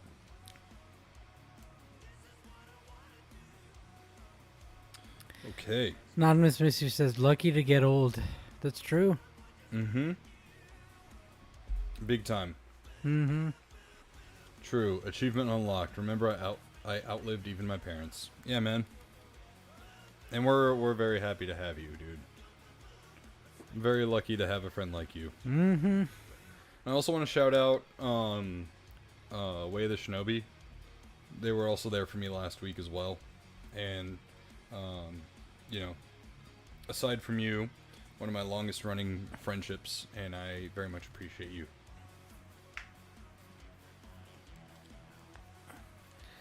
Okay, mustache is back in order, and the show must go on. So there is, we just had San Diego Comic-Con this past week, or weekend rather, with a lot of cool stuff, as, we get pretty neat movie trailers, movie reviews, comic, releases and whatnot. Yeah. This past weekend, I learned there's a new remake of a movie I never thought would ever be remade. So, if you're a horror fan, you might know this Christmas movie. I definitely don't know it then. You're like, I'm neither a fan of horror nor Christmas. Silent Night, Deadly Night is getting a remake. And it will be coming out this year. So, the trailer is out. It is on YouTube and whatnot. It's definitely got some B-movie horror vibes to it, but that's also kind of what I like when shit kind of leans into it and knows what it's based on and whatnot. Yeah. So it's pretty cool. Snark, wait, what? Yeah, dude. It is being remade, and the trailer is out. Real fast, we'll wrap this up. Anonymous Mystery says, I lost 3 close friends, knew them for 20 years, gone within a year of each other. Shit hurts. It does. It does. While in high school, and shortly after, I lost about 4 or 5 friends. It's really, you don't get over it, And what kind of sucks is you remember them for what they who they were and what they looked like at that age, and you always wonder what would they look like now? Where would they be and whatnot? So it's hard. It's hard. Snark says, I wonder if they will reference Garbage Day. Yes, I know it was a sequel, but still. Maybe. I don't know. And speaking of which, speaking of 80s movies, the Toxic Avenger is remade. The movie is done, and it will be coming out, I believe, this year. Wow. The protagonist is being played by Peter Dinklage. So they made Toxie a small person in this movie.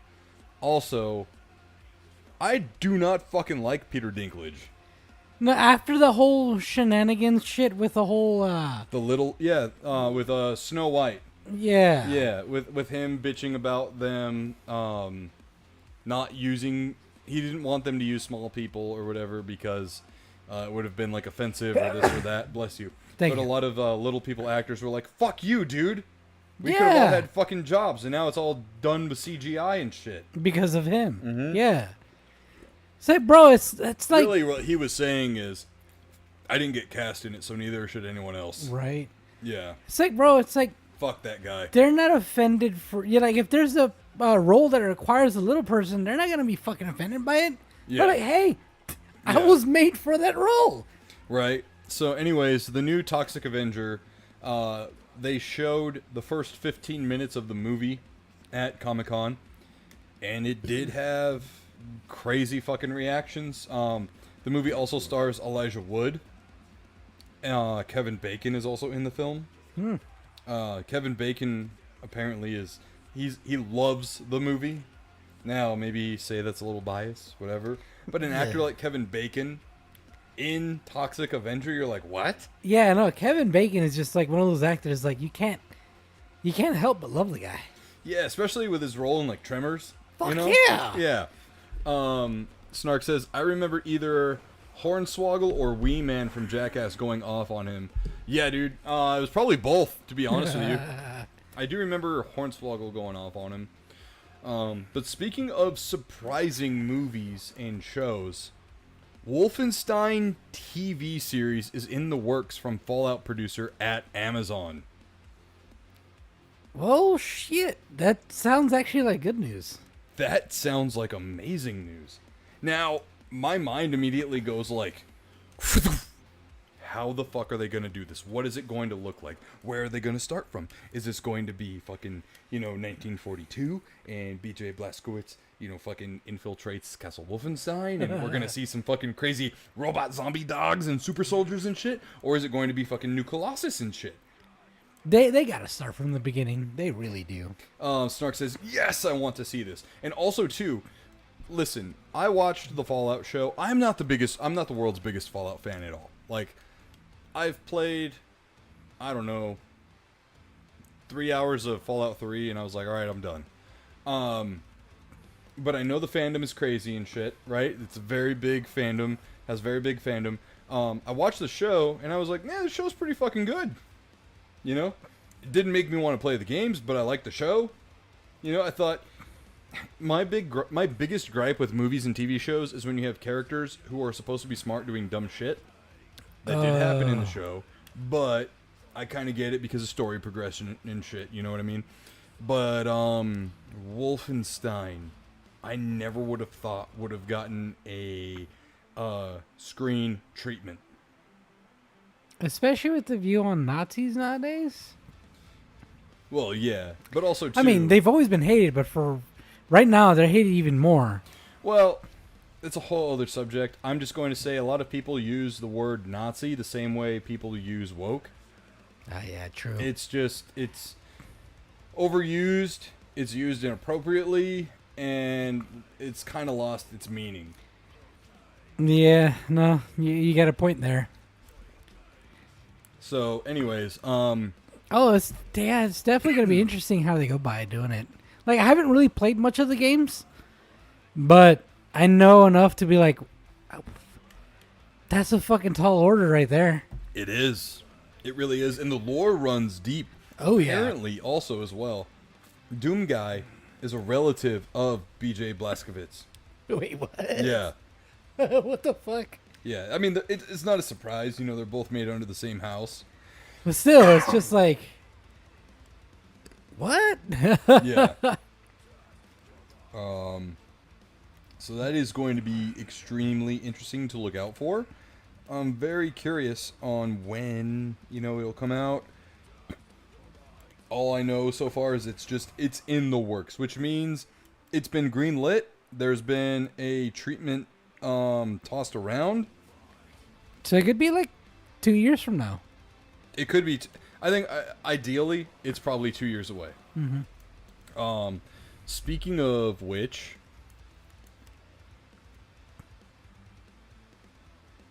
you know what comes out this week? What?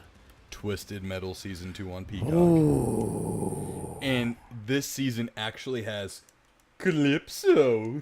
Fuck yeah. It has Calypso. It has a tournament. Axel is in the show. Mr. Grimm is in the show. Dollface is in the show. Tons of other contestants that are from the games are going to be in the show. Dude, I'm mostly excited for Axel because I'm like, that fucker has it rough. How are they going to fucking show this off? Yeah, well, not to mention, too, like, I need to see this vehicle in fucking action. Oh, yeah. So, for those of you who are unaware of what Axel is, or, like, the game series Twisted Metal, because it has been dead since 2012, which, again, we'll say this just like we said it before, how are you making a show without bringing a new game out? Right? Where's the fucking new game to coincide with the show? Yeah. Do we not fucking... do we not live in a civilization anymore? Is this not a society? Like, are we not doing things proper anymore, Hollywood? When you put out a big movie, we need a big game, okay? It's a I know TV movie show, tie-in games have been kind of cursed and whatnot, but there are good ones out there, like X-Men Origins Wolverine. Shit movie, great game, okay? Even the Captain America, the first Avenger game, is actually pretty fucking good, okay? Give me a fucking new Twisted Metal game! Like, my only thing is, like, all right, if there's no new game now, there better be a new game cooking right now. Yeah. Samoa Joe is returning as Sweet Tooth, voiced by Will Arnett.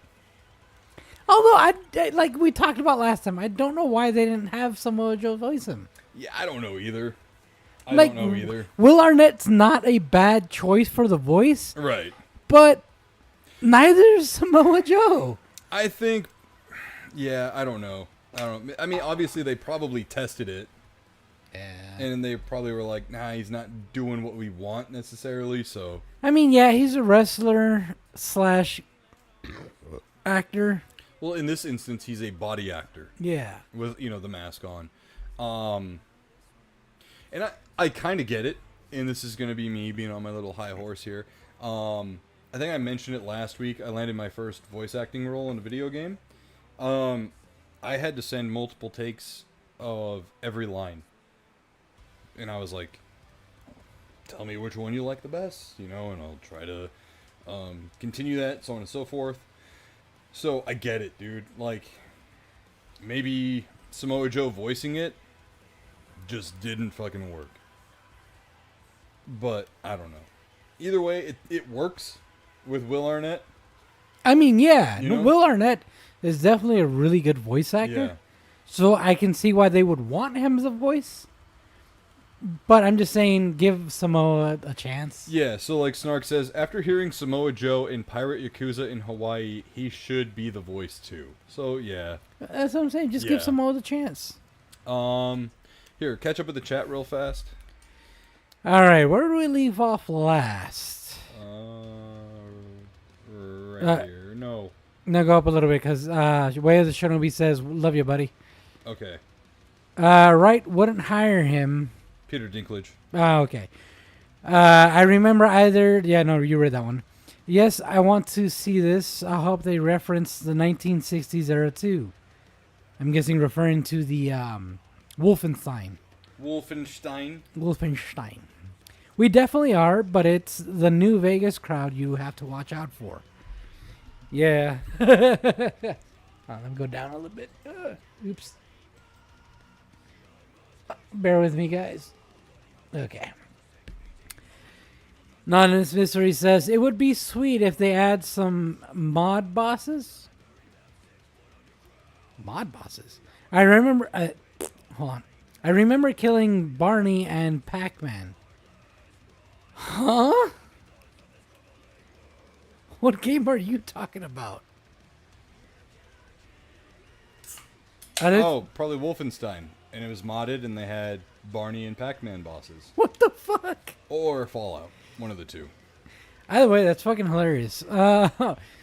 Wait, it should not be. He literally did that because he's not as big anymore. And he doesn't want anyone in the spotlight as Hollywood's quote-unquote big, small person. Yeah. So says, I do hope they get Nina Fronez. What the fuck? Frenoschek. Frenoschek, I guess, to reprise her role as Fru Engel. Frau Engel. She was such a vile bitch.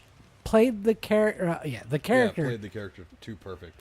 Yeah, just like the actress from fucking Harry Potter. Yeah, dude. Oh my god. I can't remember her name. But, Me neither, but yeah. I remember her face. Yeah. Yeah. And I mean, that is like the hardest. Separate the art from the artist. Yes. Oh my god. The lady in pink from Harry Potter. If you know what we're talking about, she's the most vile fucking human being. Dude, God, I know. But like as an actress, I have to fucking applaud her. She did such I a good almost job. don't want to give her credit because of just how fucking brutal that character is. You know what Dude, I mean? I know, but like that just goes to show she fucking nailed it. I know, but I hate her. I hate her. I'm not even the biggest Harry fucking Potter fan. I know. But I'm like, I hate that lady. I know. Yeah, no, I would like if you would ask me who is one of the greatest actresses, I would have to say her. At least for that role. Yeah, cause holy fuck, she made you hate her. Oh, Doom. I played Barney Doom all the time. Oh, what the fuck? I know there's a Tim Allen Doom. Have you seen that, Josh? No, but like I So can't your even... gun is Tim Allen, and all the enemies are Tim Allen. And when they make a noise, it just goes. And when you shoot, it goes. God, that sounds horrendous. Yeah, What so the when fuck? it's like you're shooting the fucking like minigun or whatever, it's like. Yeah. God. And then it's hitting them, and they're making the noise. Yeah, it's crazy. Anyways, catch up faster. We gotta get moving. Well, hold on, fucking, I don't remember where the fuck we left off at. Right here. Okay, And then I read that one. yeah. Way the Shinobi says, Twisted Metal, the movie, the game. You make that joke, but they actually did that with Street Fighter. When the Street Fighter movie came out in 94 or 95. It was they made a game based on the movie that's based on a game. So it was literally called Street Fighter, the movie, the game. That's fucking But hilarious. it was made a la like Mortal Kombat, where it was like the actors on screen. Snark says no Doom. The New Vegas fan base makes Feral look lame. Tame. Tame. Anonymous Mystery says, I swear it was Wolfenstein, computer, 1990s. And then Snark says, I hate the character, not the actor. Case in point, I love Michelle Forbes, but her character in Battlestar Galactica, Admiral Kane, was absolutely vile. Though again, played to perfection. Yeah, no. See, that's the thing, man. It's like, yeah, you love to hate him. You love to fucking hate him. Let's look at our top fans for a second here. We got Anonymous Mystery at true number 1 with 150 XP. Ooh, but also tied for first with Way of the Shinobi at 150 XP.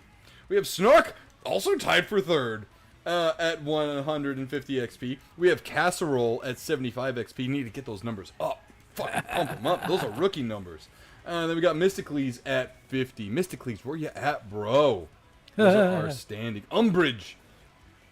Fuck off. There you go. You fucking... She who will not be named. Eugene says, I am level 9,000! We got fucking Tommy Boy up in the house. Bro, hey, we're playing D&D. We were wondering if you would like to make 3D models of our characters. You know, like little figurines. Yeah. We'll pay you. Duh. Also, are you going to have a booth at Tucson Comic-Con this year? Yo, we got Tommy Boy up in the house. Executive, not executive, well, fuck it, whatever. Executive friend of the show and show producer.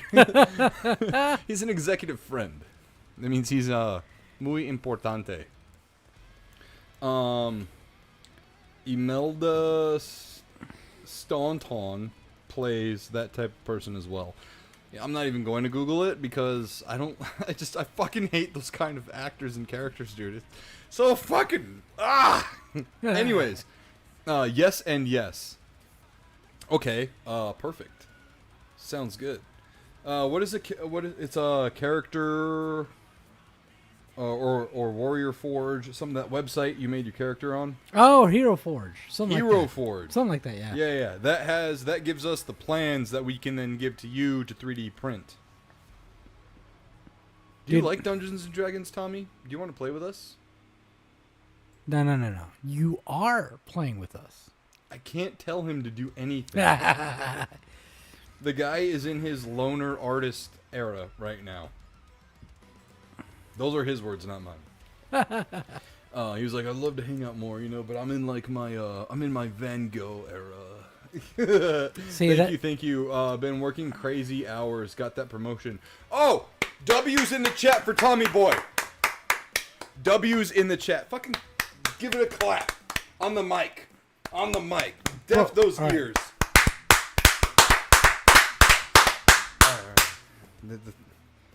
All right. All right. Yeah, hey, you said def those ears. Yeah, not ours though. I don't like it, but I would play it with you guys. LOL, dude. Yes. Yeah.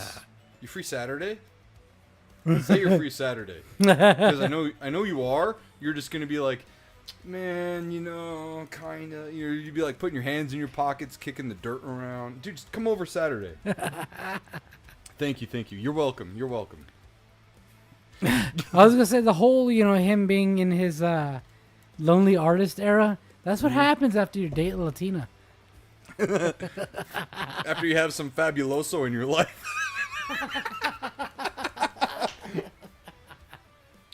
Oh my gosh. Anyways, moving on with the news. It was just revealed at San Diego Comic-Con, Marvel versus the DC.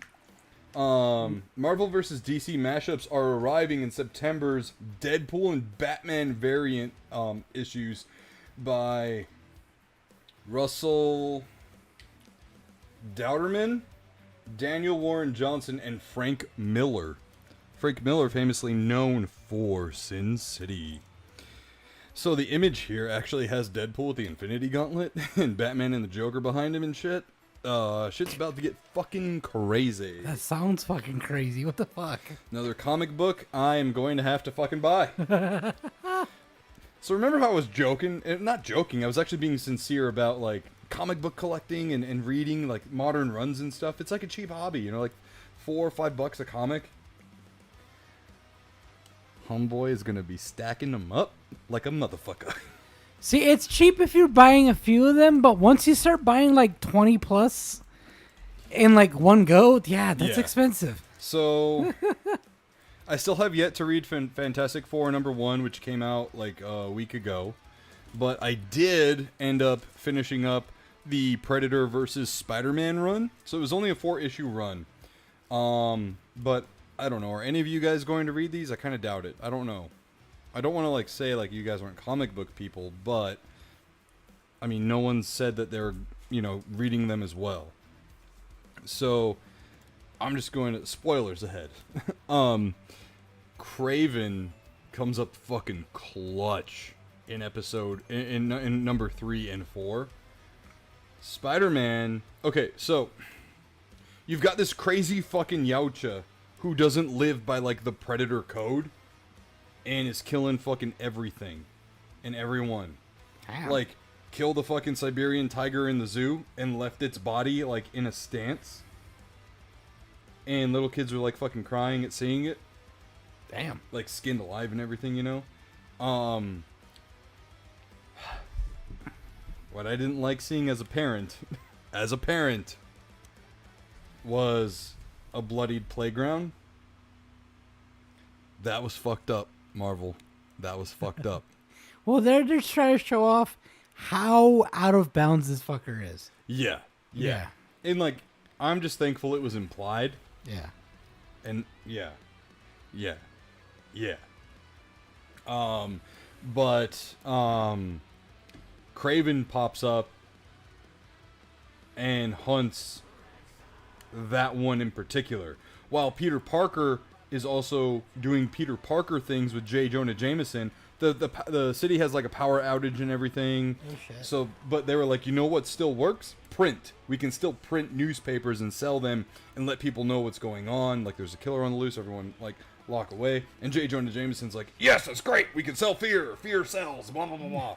And Peter Parker's like, bro, no. What are you doing? No. But while they're up in the fucking Daily Bugle and shit, 3 Yautja are landing like right in front of the Daily Bugle. Like their spaceship is like floating like right at the top level of it, because they are hunting the lawless, I think the bad blood Yautja that doesn't have the fucking rules or whatever. Yeah. They're hunting it because they're like, no, this guy needs to fucking die. Mm-hmm. He's making us look bad, etc., etc.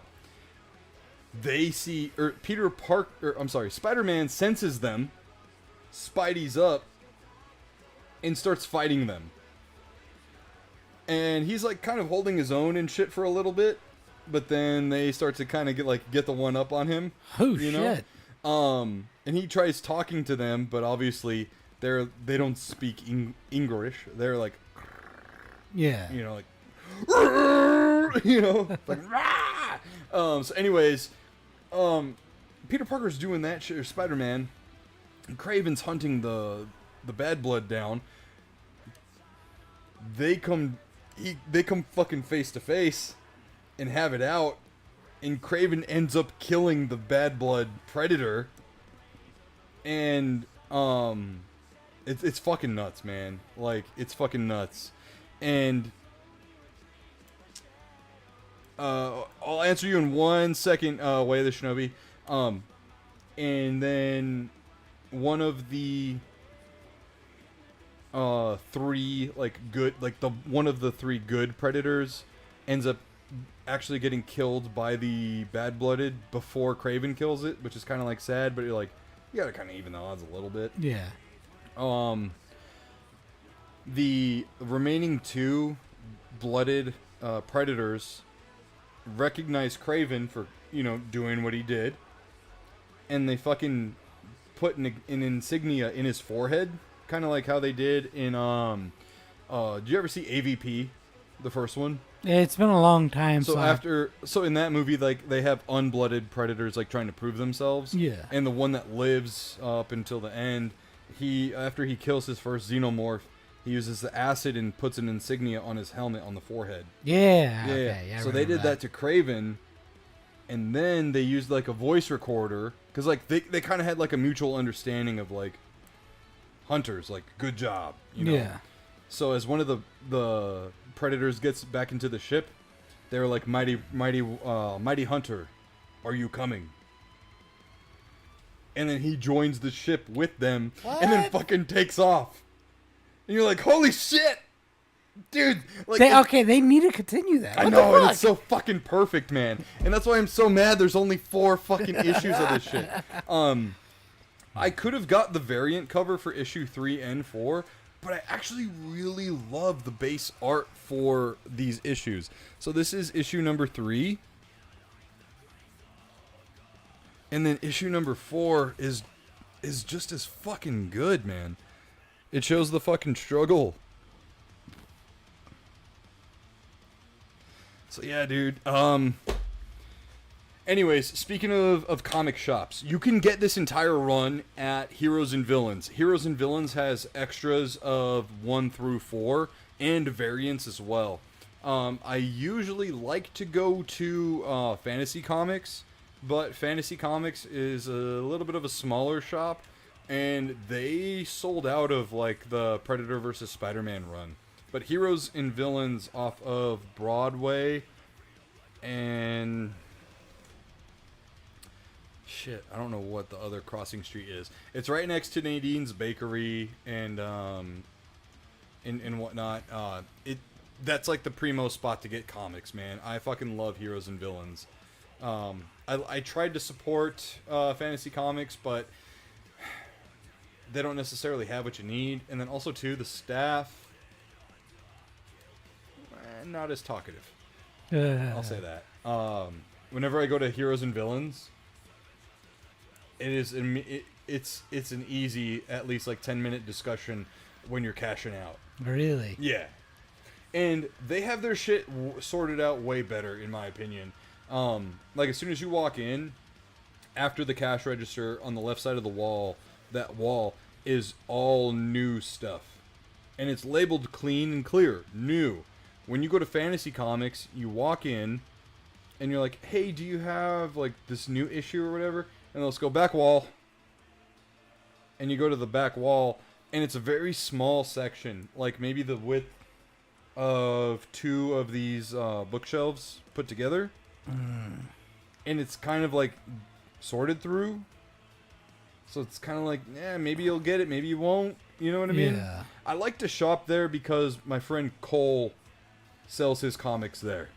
Okay. You know? But, let's see here. You should tell him to sell them at Heroes and Villains. Yeah. I actually don't know if he does or not, but I know he always shouts out fantasy comics. Ah. Those comics sound metal as fuck. They are, dude. They fucking are. And then when he marked up the chick after he helped... Yep, exactly. So here, let me... And these comics are rated M for fucking mature, dude. Mature. Rated M for M&M's because it's on the back. Oh yeah, dude. So every issue of the Predator and Spider-Man run has these on the back, and they're all different. They're all like different M&M's comics, comic covers. So here is, it's this image right here, where they carve the insignia in his forehead.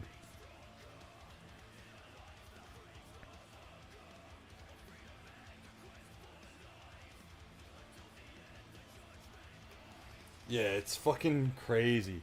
So, let's see. Coming out in August, Predator kills the Marvel Universe. What? Yeah, sign me up, dude. Oh my gosh. So it's right here. The little sneak preview. Predator kills the Marvel Universe. #1, coming out next month. Dude, I am so fucking hyped. So hyped. There is so... Dude, I feel like comic books are having a fucking revival right now.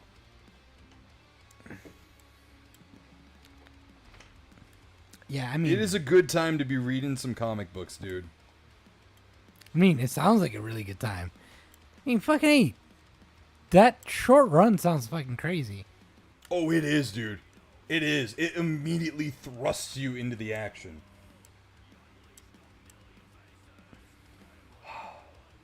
I could read issue #4 again, dude, just because of how, like, fast. It's all action. All fucking action. And there's, like, a point where Kraven is about to, like, you think he's going to get killed, and he's like, I would have no other... no other death would be fitting than to be killed by another hunter. And you're like, my God. My God. You know, like, fuck. Yeah, anyways, Deadpool and Batman and... the DC, I bet you never saw that coming. Also, I want to point out here, San Diego Comic-Con, George Lucas receives a standing ovation at his first ever Comic-Con panel. I put this in my stories and said, not gonna lie, what the fuck took him so long? It's 2025 and he's barely making his first Comic-Con appearance? Should we even be fucking... Hold on. Should we be giving this guy a fucking standing ovation at this point? Like, it has been... Star Wars came out in, what, 78? I think so. And now, all of a sudden, he's deciding to show up? Like, 50 fucking years later? Like, what fucking gives, dude? Fucking who-looking ass, Whovillian. Who do you think you are, dude? And he decides to show up after he sells the rights to the fucking thing, and then gives it to somebody who fucking butchered it? Mm-hmm. Way the Shinobi says, I kind of get why their parking lot is always empty when I pass by now. Yeah. Yeah. Sometimes you don't even know when fucking Fantasy Comics is open just because their parking lot's fucking empty. It's also in a really bad part. It's in a bad part of town, too. Ah. A lot of homeless and strung out fuckers, but nice. Fantasy, Heroes and Villains, and Showtime are all right by me. I haven't been to Showtime, but I definitely recommend Heroes and Villains for sure. And they also sell those fucking ocean bomb waters at Heroes and Villains. The fuck is ocean bomb water? All the Dragon Ball cans? Oh, okay. Yeah. So yeah, let me see if I have any more topics before we just get right into our main topic. I might just say let's get into our fucking main topic. Oh, I got some cool shit to really to say really fast.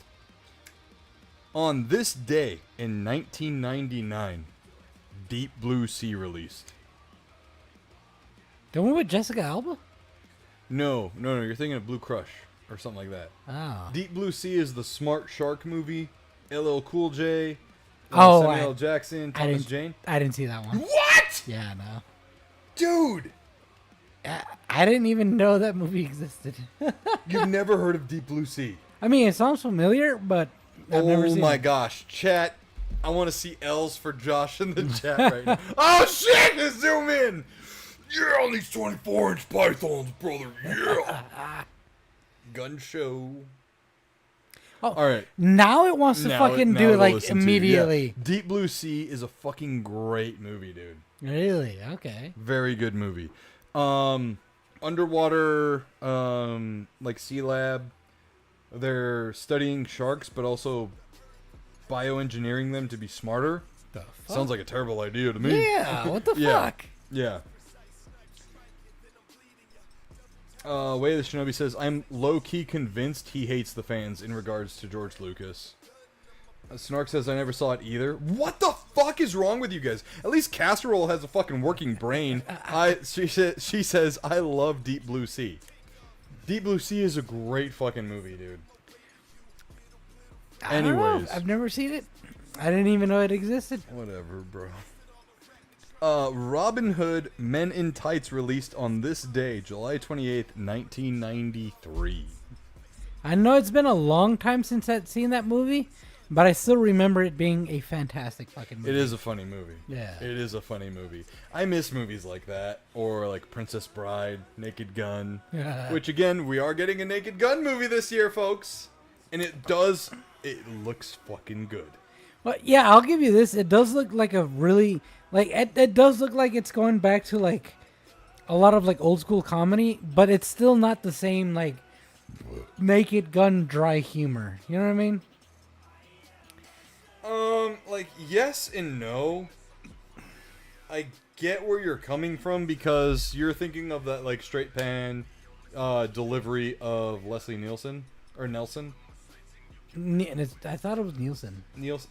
Dude, you know what's fucked up? Is the new actor. Oh, his yeah. name. Neeson or some shit like that? Yeah. Yeah. What's his first name? Oh, fuck. I don't remember. Who played fucking Qui-Gon? No, fucking... I was going to say Leslie. He said, no, it's not. No. Fuck. Liam. There we go. Liam Neeson. It's so fucking good. Dude, their names are so fucking like, It's so easy to confuse them. No. Oh, shit. Dumbass. Please tell me you guys can hear me last time this happened. Oh, wait, no. We just unplugged our headphones. Yeah. Our headphones. I'm not touching it. Liam Neeson. Unlock me. That's a good angle. Yeah. We're gonna leave it. Yeah. Everyone's like, Liam Neeson, motherfucker. I mean, we're pretty fucking close. All right, I gotta pee. All right, go pee. Yeah. So anyways, there is a, if you guys haven't seen the trailer yet, there's, a version of the trailer out there that has, Liam Neeson and Pamela Anderson, and he, like, invites her into his office, and he goes, like, please, take a seat. And she goes, like, thank you. And then walks away with a fucking chair. Like, that is fucking chef's kiss of Naked Gun, comedy and humor. You know what I mean? Snark says, and if you ever want to see a rare time that Liam Neeson met his match, look up a series called Dairy Girls. I'll have to look that up. So this movie was produced, like the new one is produced by Seth MacFarlane, and I think it might be even written by him too. And he also did 1,000 Ways to Die in the West, which also starred Liam Neeson as the titular bad guy in that movie. So, and he was actually pretty funny in that movie as well. It is kind of funny to see just how, like, you know, he's a grizzly old kind of guy. So, it would be like casting fucking Clint Eastwood in a comedy. You know what I mean? Yeah. Now, Robin Hood Men in Tights, I've seen to death. Dude, so I'm not gonna lie. The last time I've seen that movie is probably like 99. You know? It's been a while. I have seen, however, maybe like 2 weeks ago, ABC on a Sunday night was showing A Princess Bride. Which, dude, it like totally reminded me of Disney movies on ABC. So like, for those of you who don't know, which I'm sure everybody fucking knows by now, who's watching our show, you know, at our age, right? ABC used to show Disney movies on Sunday nights, and it was like a big to-do. And I thought it was really nostalgic when ABC showed Princess Bride like on Sunday night like 2 weeks ago. Wait, what? So I was talking about how I watched Princess Bride Oh, okay. on Sunday night on cable TV on ABC. Mm-hmm. And back in the day, ABC used to show Disney movies on Sunday nights. Oh, I didn't know that. Yeah, and it was like a big to-do, and they had like a nice animated intro and all that. It was a big deal. Oh shit. Yeah. I mean, it was how a lot of people who didn't see Disney movies in the theaters would end up seeing them, at home. Yeah. Oh shit. But yeah. So, anyways, let's go ahead and talk about this week's Jean-Claude July film titled JCVD. Now, Josh, I need you to take your glasses off because we are going to do the guessing game. I need to see if I can make like a show tunes kind of song, for the the guessing game. Oh man. If it turns out to be a popular show tune song, you gotta fucking what is it called? Like not patent, but claim that shit. Yeah. All right. So, first we'll go with Rotten Tomatoes. Let's go with the tomato meter first. This is out of 107 reviews. And again, it is out of 100%. Alright, so this movie is definitely a little bit more artsy than his normal stuff, which honestly was a pretty good change. I enjoyed the movie. But if I'm going to go unbiased, I'm going to have to go with an 83%. God damn, Josh, you were so fucking close. Oh, shit, really? 82%. Oh, 82, yeah. bro. Yeah. You were off by 1%. Ah, damn. Dude, okay, so now let's go to the popcorn meter. This is out of over 10,000 ratings. All right. Again, 100%. 78%? Not as close. 74%. Damn. This is honestly one of like the closest I've ever been on both. Because I've been pretty close on one, but not the other. Now let's go to IMDb. This is out of 10, a score of 10, with over 41,000 reviews. 7.6. Again, close but no cigar. Damn. 7.0 out of 10. Damn. Overall, this is the closest I've ever been. Anonymous Mystery says, I'm out. Hope everyone has a good week. See ya. Have a good night, Anonymous Mystery. Have a good night. Thank you for joining us. All right, now we're moving on to Metacritic. First we'll do the Metascore, which is out of 100. And this is based on 25 critic reviews. I don't know which way to go with this one. Metacritic is always like one or the other. Metacritic is always fucking wonky, dude. I know. It's never like close to. It's either really close to Rotten Tomatoes or like way off. Yeah. An 87. 64. Ah, see what I mean? Yeah. Now we'll go to the user score. This is out of a 10, and this is based on 46 user ratings. 7.2. 7.3! Oh, so close again. This is the closest I've ever gotten with any of these. Yeah, so let's go ahead and read the synopsis here. Oh, actually, Google users as well. 76% like this movie. What? This is actually probably one of his highest rated movies of all time. And it is certified fresh on Rotten Tomatoes. So the synopsis goes, when a washed-up actor returns to Belgium to find his tranquility, he finds himself involved in a bank robbery.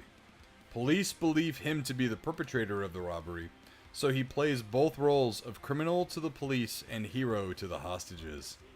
This was released November 7th, 2008. Has a runtime of 1 hour and 37 minutes. The budget of $12 million. Let's see here. I'm going to look up what it made, if it made anything. Because, yeah, okay. So this was directed by Marbu El Metri? Mabruk or Mabruk? Yeah, I don't know. It's very foreign. The production companies were Gaumont and RTBF. I mean, this is a foreign film. There is nothing American about the production of this movie. It has two languages native to the film, French and English. The budget was $12 million, and the box office was $2.3 million. It definitely did not release here in North America. I know that for sure.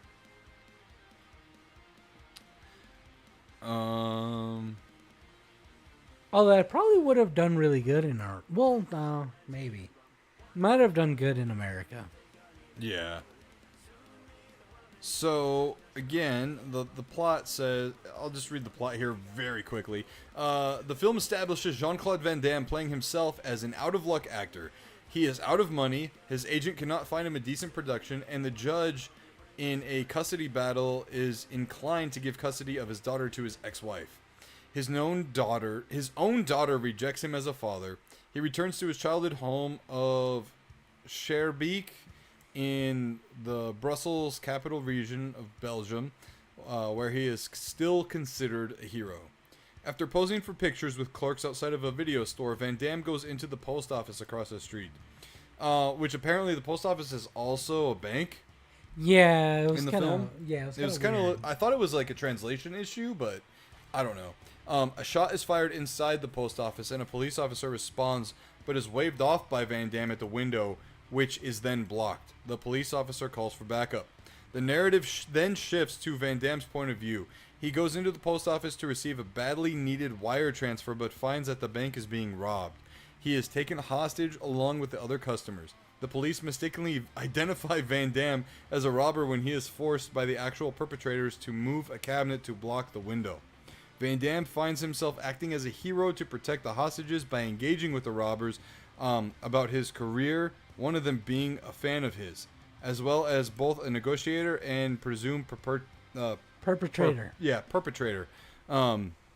While speaking by phone as the ringleader of the robbers, Van Damme even goes so far as to demand $465,000 for the law firm handling his custody case. It is not clear if Van Damme demands the money out of self-interest or out of a desire to appear as a genuine bank robber to the police, as he insists to the thieves, or perhaps both.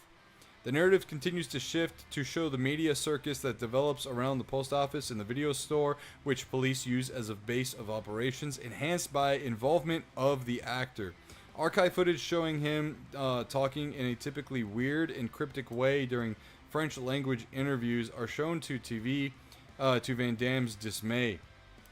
In a notable scene, Van Damme and the camera are lifted above the set, and he performs a 6-minute single-take monologue where he breaks the fourth wall, addressing the audience, or God, or both, which with an emotional but characteristically cryptic monologue about his career, his multiple marriages, his drug abuse, connecting his reflections with the current hostage situation where he is afraid of dying in such an absurd manner. And we'll hit that part, because that's like a holy shit part of the movie. Oh yeah. Van Damme then persuades one of the bank robbers to release the hostages. After this happens, a scuffle ensues, and in the resulting conflict, the head robber is shot by his partner, which again we'll talk about.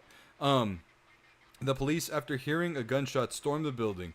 The police shoot another one of the thieves, and Van Damme is held at gunpoint by the final one.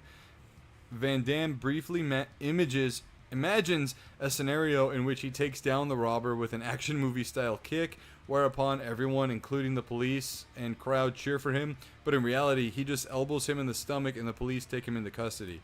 Van Damme is arrested for extortion over the $465,000 and is sentenced to 1 year in prison.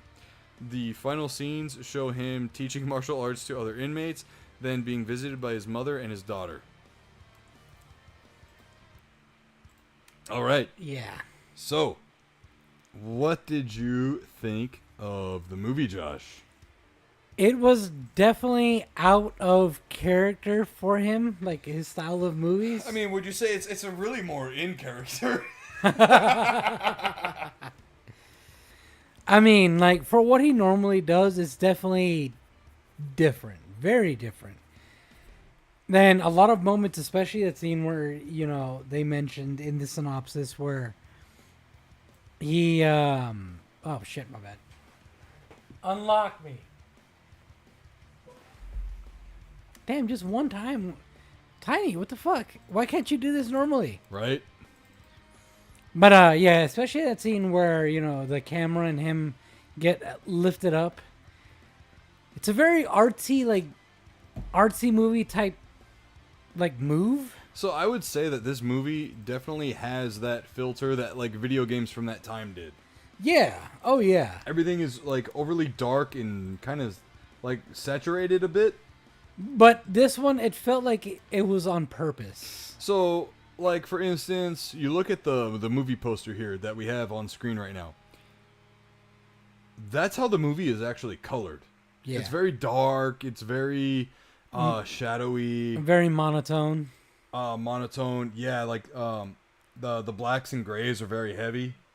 And there's a lot of like browns and like beiges and stuff as well. Yeah.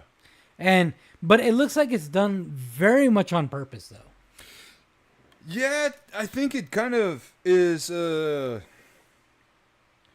it's kind of an artistic choice to show just like the condition of his mind. Yeah. And attitude towards everything. Yeah, because like as we'll get to that point, the part where he's like, you know, where he envisions himself as a hero. Kicking the guy. Yeah. I don't know if you noticed. He elbows him and then turns around and does like a fucking spin heel hook. Yeah. Heel kick, rather. So in that moment, I don't know if you noticed, in that moment, like the movie got a lot brighter, a lot more colorful. Yeah. Like still not super colorful, but just a lot more compared to what it was. Right. And then, you know, they showed that it was just a vision. You know, envisioning it.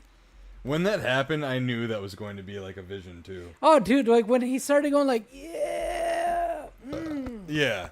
I was like, oh, okay, this is all just in his head. Yeah. I laughed, like audibly laughed out loud. I did too. I was actually I was watching this movie on my phone yesterday, as I was like preparing dinner and everything, and I was making burgers for dinner, and I had like, you know, my black gloves on and disposable gloves, and I was making the burger patties and stuff. And as that was happening, I was like patting a burger patty into shape. And I was like, I'm not cheering for you because I know this is fake. But yeah. The movie was definitely like very different from what you anticipate from a Jean-Claude Van Damme movie. Very different. And I actually enjoyed that. Mm-hmm. I really did. I kept waiting for him to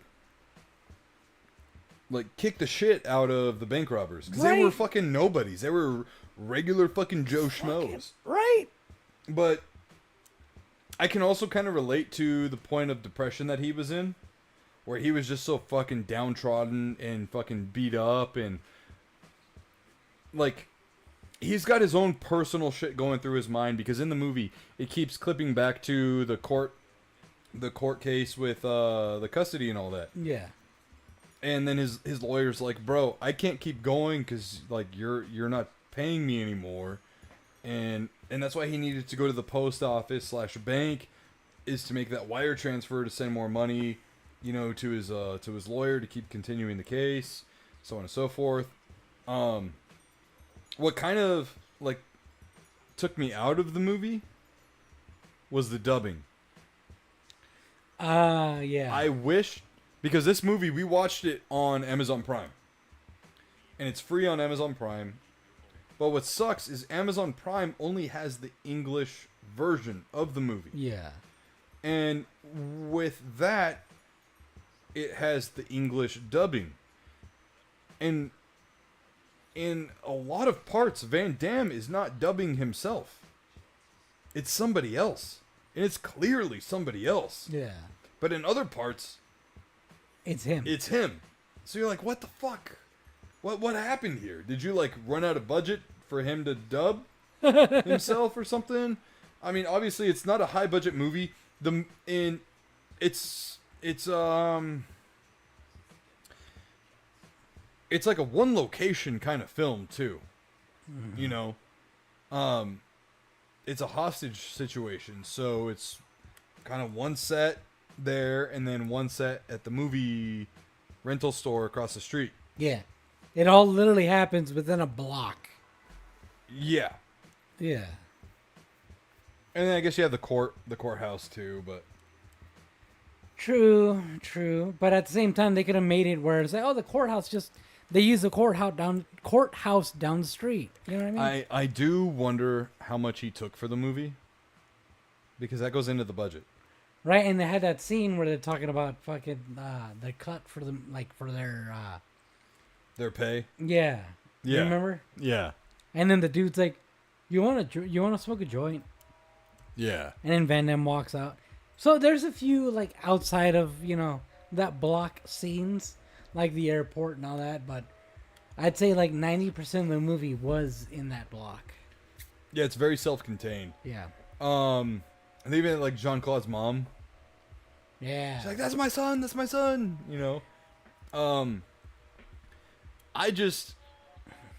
I really like so the movie like actually opens with him filming another movie. Yeah. And it's like a World War II movie or some shit. No, it just looks like some kind of like army movie where he's like trying to rescue somebody. Yeah. And there's just a bunch of dudes coming at him and he's just fighting them off. And it's like all one take, right? And then like the director's like, cut. And then he's like, we want to do that again. And he's like, you have to understand, I'm like fucking 47 years old and it's very hard for me to do this all in one take again. Yeah. So on and so forth. So like you see Jean-Claude Van Damme, again, at that age, which when you hear 47, you're like, that's not that old. But I guess when you're doing these, and he does a lot of his own stunts too. So throughout his career, he's done a lot of, wear and tear on his body and whatnot. Like, dude, remember when we watched fucking Kickboxer or fucking Bloodsport, how he's like doing the splits, and then like doing the like tree stretching methods and shit. Yeah. Dude, like that's a lot, dude. That is a lot on your body. Yeah. Sure, it made you limber, but bro, that's not going to age well, okay? God, no. Yeah. I got dehydrated on Saturday and had a cramp in my lower right ab muscle, singular ab muscle. Okay, I'm 34 and I got a cramp, and it made my like if you're counting an 8-pack, my very first ab on my lower abdomen here, ball up. Ugh. Just from bending over, picking something up. So yeah, imagine a 47. Yeah. Yeah. So let's see here. Way the Shinobi says the dubs that aren't him were probably added after shooting and are scheduling conflicts or something along those lines. Yeah, that could be it too. But also, when you think about it as well, like I'm gonna play devil's advocate. The movie is called Jean-Claude Van Damme, JCVD, right? Yeah, straight up. What? I would genuinely like to know what scheduling conflict took him away from a movie about himself. Right. Actually, can you look up when Expendables 2 came out? Because he was the villain in that movie. Oh, you think that might have... That could have been it. I mean, around that time, you got to remember, I got to remember, you and I both got to remember, Redbox was still really hot with a lot of B movies. There was a lot of Bruce Willis B movies in Redbox. 2012. And this movie came out when? 2012? 2008. Oh, 2008? Are you sure? You read it earlier, 2008. Okay. Yeah, either way. And as way that Shinobi said, for sure it's weird either way. Yeah, I don't know. I thought that this movie was just exceptional in breaking the mold for a Jean-Claude movie. Yeah. And for critics to be so high. Here's the thing, dude. The acting in the movie sucks. Yeah, no, it really does. The dubbing in the movie sucks. Yeah. But critics fucking ate it up. It's the whole artsy aspect of it. That's why. Yeah. And like from the get-go, I could tell it was an artsy-fartsy type film. But overall, I enjoyed it though, so Yeah. I can't really argue that. And I'm glad I thought, you know, we could do Hard Target, Hard to Kill, you know, fucking Double, was it like Double Trouble or something like that? Double Team. We could do any other fucking Jean-Claude movie that's Yeah. like popular and whatever. But we'll save those in the fucking, you know, ammo belt for next year. Yeah. Let's do something not a lot of people have seen, and especially I knew you had not seen. Yeah, no, I've never seen or Yeah. even heard of it. And I think, honestly, this movie might have been the birthplace for the show Jean-Claude Van Johnson on Amazon Prime. I could see that. Yeah. Yeah, they just took it onto a more comedic side. Yeah, big time. Yeah. But Dude, overall, that show is such a comfort watch show for me. I don't blame you. It's such a It good is show. a show. Double Impact. Yeah, that's it. It's such a good fucking show. Dude, Jean-Claude Van Johnson. And I looked up last year's streams. We did 2 weeks of that. We did first half, second half of the seasons. I mean, fair. Yeah, it's just it's a long show. Yeah. But it deserves that. Dude, it is so good. Yeah. That show is so good. So anyways, per usual, dude, like, what did you really think of the movie? I honestly, at the beginning, I was like, it's an artsy fartsy movie, right? Yeah. I was kind of like, I'm not really a fan of like the way they did the shots and all that. It's almost like a Wes Anderson film. I don't know if you're familiar with the director. I've heard the name. I just can't really put like a picture. Have you ever seen like the Life Aquatic with Steve Isuzu? Mr. Fantastic Fox or something like that. That one sounds The super Royal familiar. Tenenbaums. I don't think they're movies you would go see. I went to go see his most recent movie, The Phoenician Scheme. Which I remember you saying was actually pretty good. Dude, I fucking love that movie. Yeah. I don't love Wes Anderson films, but I love The Life Aquatic and The Phoenician Scheme. Those two movies are like chef's kiss. But yeah, they're very artsy fartsy. Yeah. Which I mean, in general, I don't like artsy fartsy movies because they're artsy fartsy just to be artsy fartsy. You know what I mean? Yeah. They're up their own ass. But this movie was not up its own ass. They used the artsy fartsy aspects of it to kind of just like really bring the movie to life. It's weird. It worked.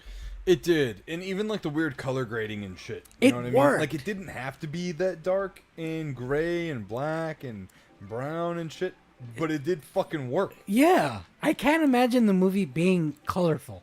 So, you know those movies that were made for like sci-fi, the Sci-Fi Channel? Yeah. How they're always like super dark, even though they don't really need to be. Right, like that's how this movie was. You gotta take the fucking brightness up to 1,000 so you can even see what the fuck is going on. Yeah. You know what it reminded me of? Doom. The Doom movie with The Rock. Yeah. Like how it was like that dark, you know? Yeah. But even though it was like that, it fucking worked. I loved at the very end too how he was giving karate lessons to the fucking inmates. Oh yeah. And I also thought too, like, did they not ask any of the witnesses I mean, speak. I was thinking about that too, because there was at one point where some of the witnesses was like, it wasn't John Claude. It wasn't him. Yeah, like the lady who had the son Yeah. in the bank. Was it? There was a scene in the movie where Jean-Claude hit the guy who was like accidentally shot to like knock him out or whatever. Yeah. And then one of the hostages was like, "You don't fucking get it. What he did just saved all of our fucking lives." Yeah. And you could see like he was working the bank robbers. Yeah. You know, like the whole time. He kept getting a little closer and a little closer. That's the thing. This movie should have been called Edging the Movie. Because he almost got there every fucking time. I know. Almost got there. Bro. I mean, at least at the end, he did elbow the guy who was holding him hostage at gunpoint. And it got the guy off of him. The cops took that guy down, but they also took him down as well. Yeah. You know what I mean? So, like... I mean, I'd understand why, because in that situation, you'd think, all right, we already think Van Damme is a perpetrator. And he's probably, using the situation to make himself look like a victim. Right. I could see how they could think that. Because he also had that ongoing custody case. Yeah. So, I could see how they would think that. But what really solidified him going to prison, though, for a year, was the fact that regardless of what happened, he did receive the $465,000. Oh, I missed that. Yeah, no, they actually transferred that. They actually transferred that. So yeah, that's why they were like on the charge of extortion. Yes. They actually transferred that because Yeah. he had initially asked for $1 million. Right. But he's like, wait, no, guys, that's not. I'm an actor. They're gonna think, the fuck's $1 million to him? Yeah. To make it sound realistic. I'm going through this custody battle. Send that shit to my fucking lawyer. Yeah, and that's why the SWAT captain and the police chief or whatever. At the end, after they arrest him and everything, the police chief is like, "What are you fucking doing? He's not guilty or whatever, Yeah. whatever." And all the while, the SWAT guy's like, "Extortion! We got him on extortion!" And then he just got in the car and fucking left. Yeah. And they're like, "Damn, you were arrest hungry." Yeah. That guy didn't give a fuck. He just wanted to arrest some bitches. Right? Yeah. So overall, series of summer cinema rating. Was it big and bombastic? How was the soundtrack and the setting? Setting wise was actually not super summery. No, not at all. Not really. Not at all. But because of the way they use the camera and the color gradient to the movie, you could kind of like just barely fit it under the summer vibe, rating. Just barely. Mainly because of the color grading. Setting, not at all, really, realistically. Not at all. No. A fucking... It's Belgium, in the middle of the city, a city in Belgium. Yeah. Some random ass fucking, post office / bank. Yeah. And again, everything's fucking gray and black and it's kind of brown. It's that kind of brown that makes it just barely passable. I got it. What? I got it. What? This movie has the same color grading and scheme as Nacht der Untoten. The very first original zombies level in Call of Duty. Yeah, it does. It is that. That's what it is. I got it. I got it. Even with correct enunciation. Oh my god. Nice. It does. Yeah. So, oddly enough, setting, not really. Setting, not really. Soundtrack, it fits the movie. It's a very somber soundtrack, realistically. With a few high impact portions here and there because of what's going on. It's mostly in the beginning though. Yeah, and then at the end with that fantasy Yeah, Yeah. but it just accentuates what's going on pretty much. But it barely. Most of the movie it's somber. Yeah. Bombastic, big and bombastic. Kind of, not so much. Not traditionally. No, I would say thematically, yes. thematically, definitely. Yeah. Thematically, definitely. Traditionally, like you said, not really. Yeah, look at us getting into our artsy fartsy things. Right? Hey, Well, thematically speaking, you know, this movie. so setting. You said? Did we say theme? Big and bombastic, soundtrack and setting. Those are the only three things that we grade series of summer cinema movies on. Honestly, it's not your typical. Yeah, it's big and bombastic. It fits series of summer cinema. It doesn't fit, but it fits. So, what do you give it out of a 10? As a personal, how much I enjoyed the movie, Yeah. I'm honestly gonna give it like an 8.2. Nice. It was surprisingly good. Yeah. Yeah. What about you? What would you give it? Okay, so was it big and bombastic? I'm gonna say yes, in the fact that a lot of crazy does happen in this movie. True. You have the bank robbers turning on each other, which is kind of a staple in a bank robbery situation in movies, where who you think is going to be the main bank robber gets shot in the forehead by the bank robber who is the biggest fan of Jean-Claude Van Damme. And the fact that after the bullet shoots, it cuts away to everybody else, and then the third bank robber runs in and sees what's happening, and then it slowly pans to the bank robber who got shot, and he's still talking, but it kind of sounds kind of like he's losing his mind. Like it's nonsense. Like it's nonsense, and then you realize the bullet is just stuck in his forehead.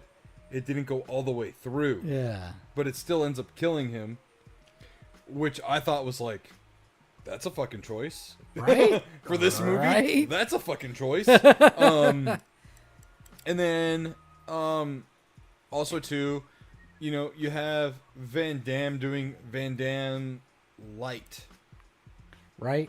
which in itself is very impressive. Like, It's very meta. it's very meta. Like, it makes you go, because like you see actors, right? You see like the Chris Hemsworths, you see, you know, the John Wick, like, right, like Keanu Reeves. You see all these like big action stars and shit, right? Like your Chris Pratts and whatnot, which is crazy to think that Chris Pratt is an action star. Right. You know, like, fuck off, get out of here with that. Or like Hugh Jackman, for example, right? Oh, yeah. And you think about those guys and like, could they actually handle themselves in a situation?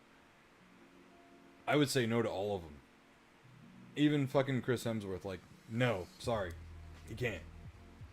Like, maybe if he gets his hands on you and you're like close and he maybe gets like a chokehold on you, but other than that, like, these guys don't know shit. And actually, I'm sorry, I take it back. The only one out of all those guys who could potentially hold their own against somebody is Keanu Reeves. Yeah, because he's legitimately trained for He's that. legitimately trained in like judo, karate, taekwondo, and jiu-jitsu. And then also firearms trained as well. Yeah. He is like the only real one. But also too, if you had someone like me go up against someone like him, 9 times out of 10, I'm going to take him just off fucking strength alone. And like fucking physics and gravity and shit, you know what I mean? I mean, also the fact that you yourself have been trained. Yeah. So there's the training plus the strength plus the youth versus training plus experience. Yeah. You know, like 9 times out of 10, my side, I have more advantages. You know what I mean? If this was Death Battle, you know what I mean? Yeah, they'd be like listing off, well, this is why I won. So it makes you like wonder, like, would Jean-Claude be really able to be holding, like, would he hold himself in, would he be able to handle himself in this and that?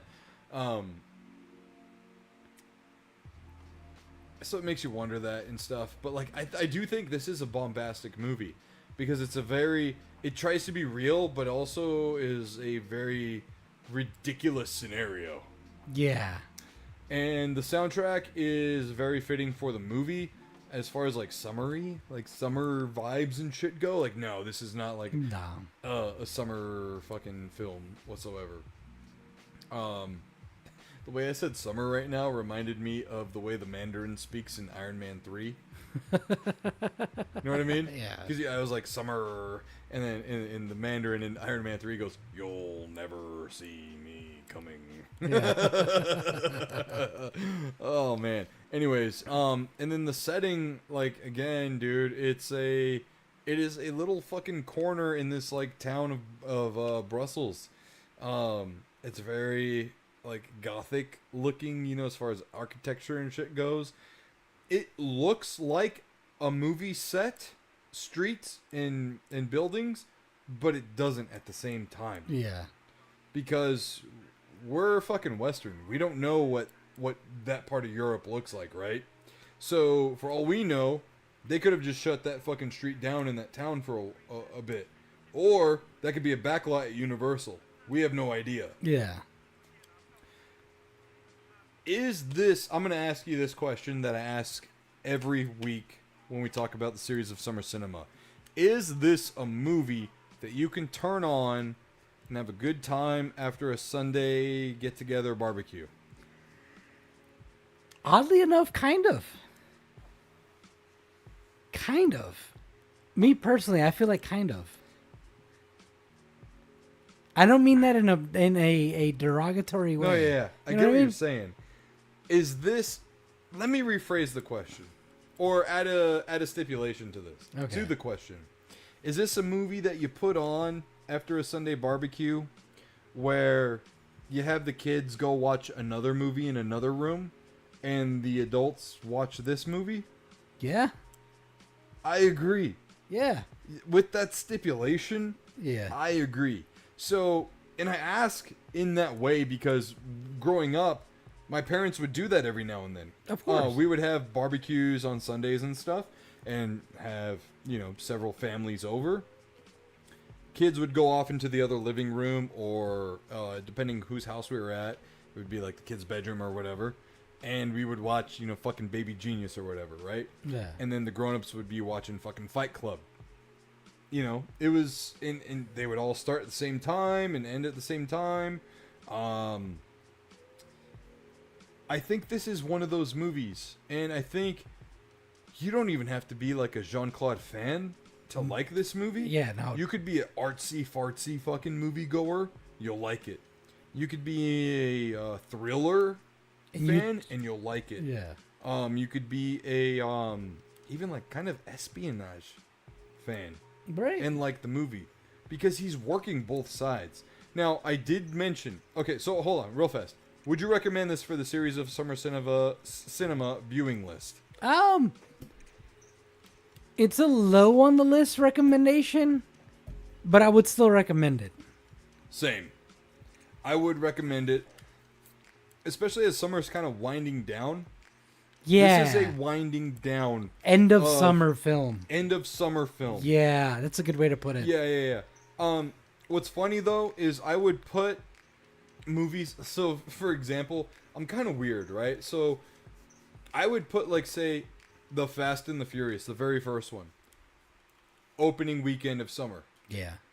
I would also put it at the closing weekend of summer. It kind of fits in both. You start off summer with a bang, and you end it off with a big hoorah. Yeah. But this movie has qualities that kind of wind you down before the big hoorah. It kind of like, without getting like too fucking deep in meta and shit here, it kind of makes you accept the fact that like things are winding down. Yeah. Because thematically, Jean-Claude recognizes his life is winding down. Yeah. He's done all he could do, but doesn't also want to die just yet. because there is more for him to do in life. Yeah. And again, going back now to that part where he breaks the fourth wall, he pleads to God or the audience, don't let me die like this. I haven't done anything with my life yet. Dude, it was such a great fucking scene. It was out of fucking left field. Fucking nowhere, dude. It definitely out of fucking left field, that scene. Yeah. Really fucking well done, though. It was so subtle, too, how he was raising up from the movie set to where, like, the can lights are. Yeah. Aiming down at the movie set. And you see the can lights in the background behind him. And then he just looks straight into the camera and starts talking to you. But you know he's not talking to you. He's talking... I thought the entire time he was talking to God. I thought it was like a come to Jesus moment.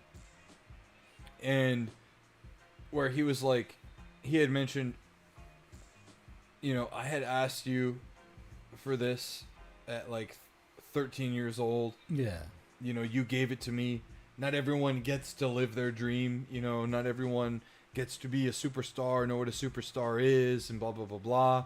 And then he talks about how he had his struggles and this. And like, it was just so fucking... It was almost like listening to him at a Catholic church confessional. Yeah. And it was like one of those, holy fuck, are you acting or are you being fucking real right Exactly. now? That's what I was thinking. Dude, so during that scene... And I don't know the criteria for people to win an Oscar or whatever. Is it like when people, like, say Denzel wins an Oscar, right? Yeah. And it's for his performance in The Burning Man or whatever. I don't know. Man on Fire. I think it was a movie. Man on Fire. Man on Fire. Are they judging it on the entirety? Or is it like a scene? Or is it a few scenes? You're like, who knows, right? Who knows? But... if Jean-Claude were to ever have like an Oscar nod, it would be specifically for that monologue. 6 minutes, one shot. Dude, that was one take. One fucking take. And it was the best acting. And again, dude, off of the heels of Kickboxer, which we had talked about, which was one of his best performances on camera. Yeah. This is night and day from that performance, which we thought was one of his best on camera. This felt like I am Jean-Claude, and I am being real with my viewers right now. Dude, I could not fucking tell. Like, I could not fucking tell if he was being real, and that was his true fucking feelings. Or he just, like, decided to throw that shit in there. And I'm like, what the fuck? For all you know, the director was pointing a gun at him and saying, I am going to kill you after this take. Dude, I know. It was out of fucking nowhere. It's that good. You guys, do yourself a favor. Try to Google it. I don't know if it's on YouTube or not, but you gotta try to find that monologue. I mean, fuck. Look up, like, when does the monologue start on Google? And then if you have Prime, which I'm assuming you do, everyone has a fucking Amazon Prime account. Fast forward to that part of the movie. Like, watch it. It's that fucking good. It is that good, man. Honestly, I would say watch the movie up to that point because it definitely hits a lot harder after watching the scenes prior. Cause like it's like, what the fuck, like, dude, I was like, are you fucking like confessing to us right now, just in the middle of a fucking movie? Like, what the fuck? It blew my fucking mind. And then after the monologue, just goes back right into regular old fucking Van Damme acting. I was like, it felt surreal, honestly. Well, dude, and the fact that, like, after that monologue, it just lowers him back to where he is. It doesn't cut. It doesn't do any of that shit. It lowers him back into the scene. Yeah. And then the scene resumes. And like the way he looks back at Arthur. Yeah. You're like, what, did he fucking say that out loud? Did Arthur hear that? Yeah. And like Arthur's just like, I'm like, dude, there's what the something fuck? there's something fucking mystical about that. I know. It's so... Like, I'm glad they had Arthur not say anything about that. Yeah, so Way of the Shinobi says, I've always thought there should be a Oscar for best scene, monologue, or something like that. I agree. Yeah. I agree, because, like, again, this film is a prime example of that category, of that category's validation. The movie might not be for everybody, but obviously critics fucking love this movie to the fact that it's certified fresh. Mm-hmm. That fucking monologue alone, dude. If you're in the right mood, that might make you fucking tear up. Dude, it almost made me fucking tear up. Right? Dude, Like, it was fucking I was grilling good. fucking burgers, bro. I was fucking flipping patties. And I was like, holy fuck, man's pouring his fucking heart out. Yeah. And if he was just acting, But even still, if it wasn't acting and it was genuine, even still. yeah, dude, It because he still okay, here's the thing, right? If it was acting, it's all fake, it's emotion, it's training, etc. If it was real plus acting plus training, etc. It could be real, but he still had to deliver it, Yeah. which is the thing. I think, you know what sucks, dude? If Jean-Claude Van Damme came out today, he would be one of the hottest fucking things for a long time to come. True. Because the thing is, they didn't have fast-paced action movies like we do now with John Wick, Nobody, Ballerina, you know, even like the Expendables and shit. That wasn't really a thing back then. Yeah. The martial arts movies were kind of dying until Jean-Claude kind of came around, because people say like even like Steven Seagal, let's be real, had one good movie. It was called Under Siege. After that, it was all shit. Yeah. You know what I mean? And they even joke about Steven Seagal in this movie. Dude, I know. How he beat Jean-Claude for a role, and it was only because he was cutting his ponytail off for Yeah. the first time in his life. He promised to cut off the ponytail. Yeah. And even Jean-Claude was like, yeah, it's a big deal. Yeah, I you know? know. Like, Dude, that scene was fucking hilarious. And it was delivered in such a monotone, dry fucking tone. mm-hmm. He's like, yeah, no, he's fucking getting the role because he promised to cut off his ponytail. Yeah. Like, very serious. But it was such a fucking hilarious moment. Yeah, no, this movie was surprisingly good.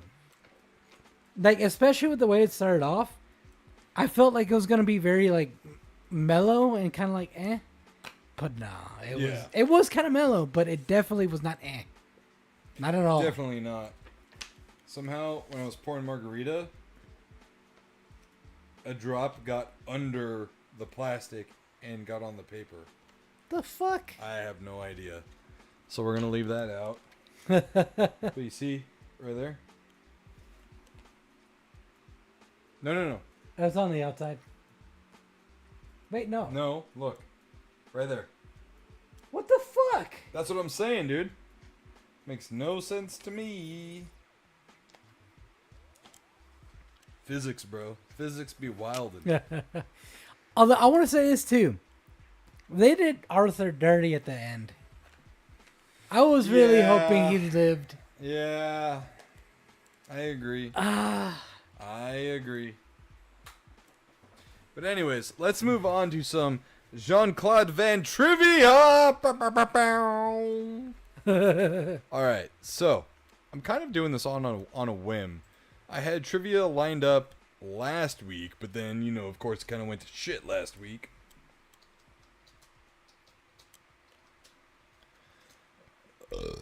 All right, so glasses off. Can't cheat? Damn. We'll start off with something very basic. All right.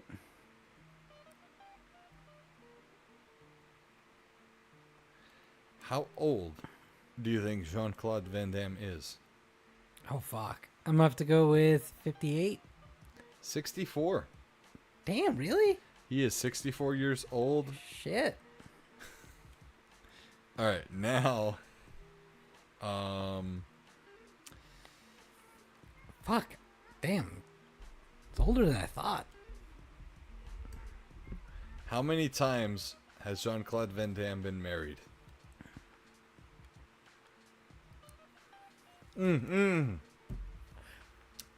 Yeah, exactly. Yeah, how many times has Jean-Claude been married? Like, I don't know if I should go based off the movie, because in the movie he said like 10 wives or some shit. I'm gonna have to go with fucking 5 times. Holy shit, dude, you got it! Fuck yeah! Yeah! He's been married 5 times. So, Fuck yeah. his first wife was Maria Rodriguez, married from 1980 to 1984. His next wife was Cynthia Derderan from 85 to 86. His next 2 wives were the same lady, Gladys Portuguese, married in 1987, divorced in 92, and then married again in 99. And then his last wife was Darcy Lapierre. Oh shit. Unlock me. Fucking Josh. Put your hands down, okay? I was trying to keep track. Okay. Yeah. Hold on. Now I gotta open up the fucking OSB bot center. And then reconfigure our cam angle. And then his last wife, Darcy Lapierre, was married from 1994 to 1997. How many children does Jean-Claude Van Damme have? Ooh. I'm gonna have to go with 3. 3 is the correct answer. Fuck yeah! Because I was thinking, he has 5 wives. Not all of them are gonna want to have kids. I'm gonna go with 3. And power of deduction. I'm gonna give you a hard one here. Oh fuck.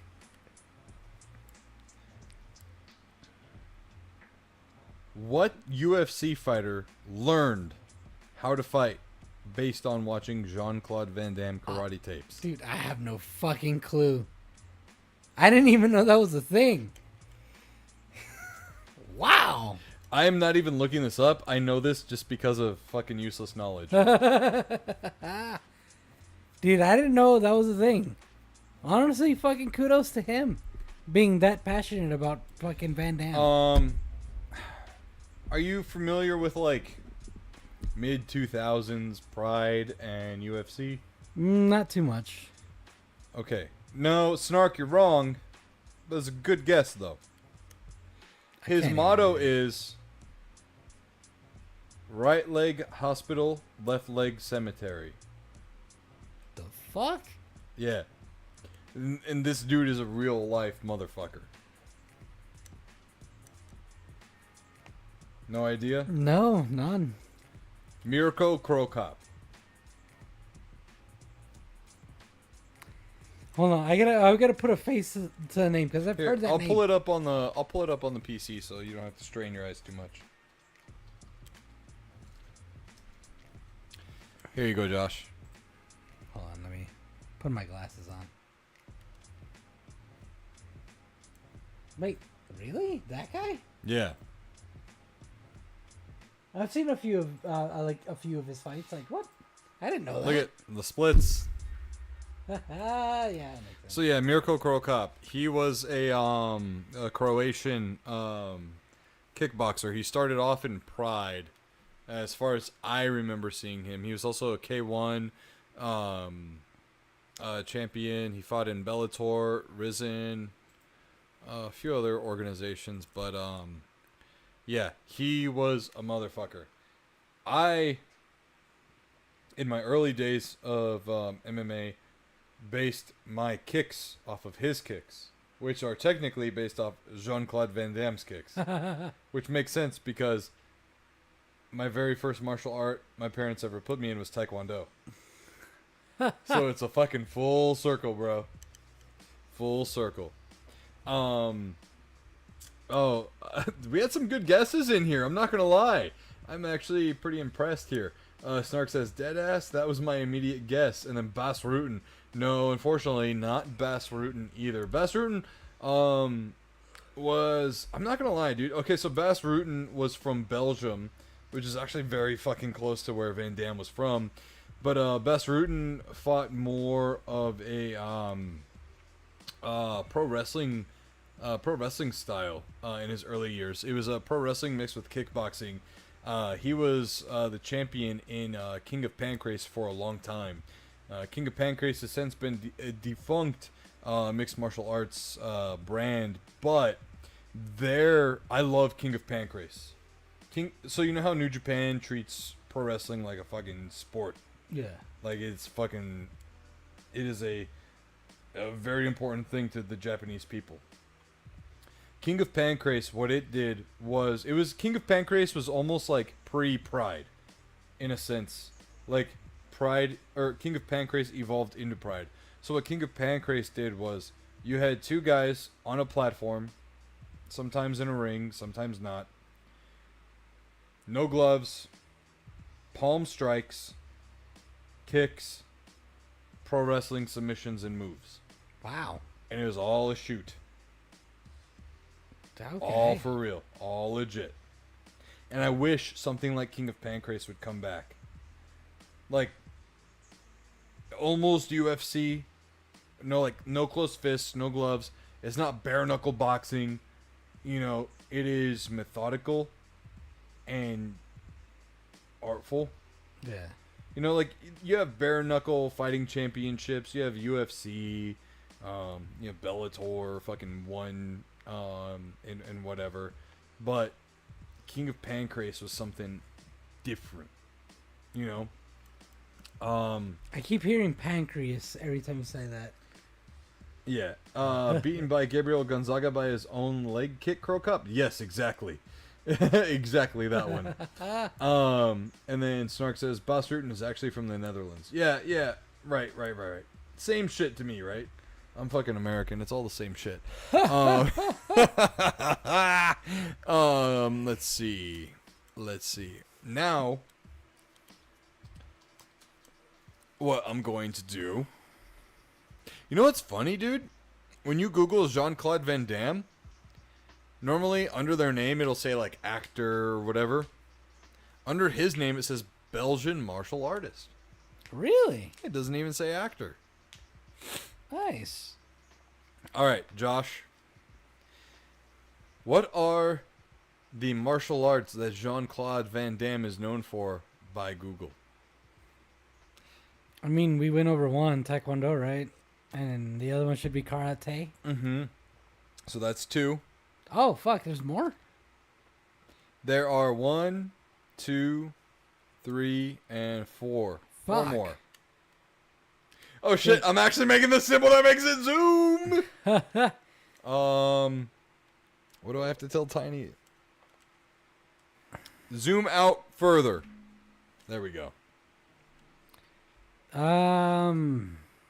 There's Taekwondo, there's karate.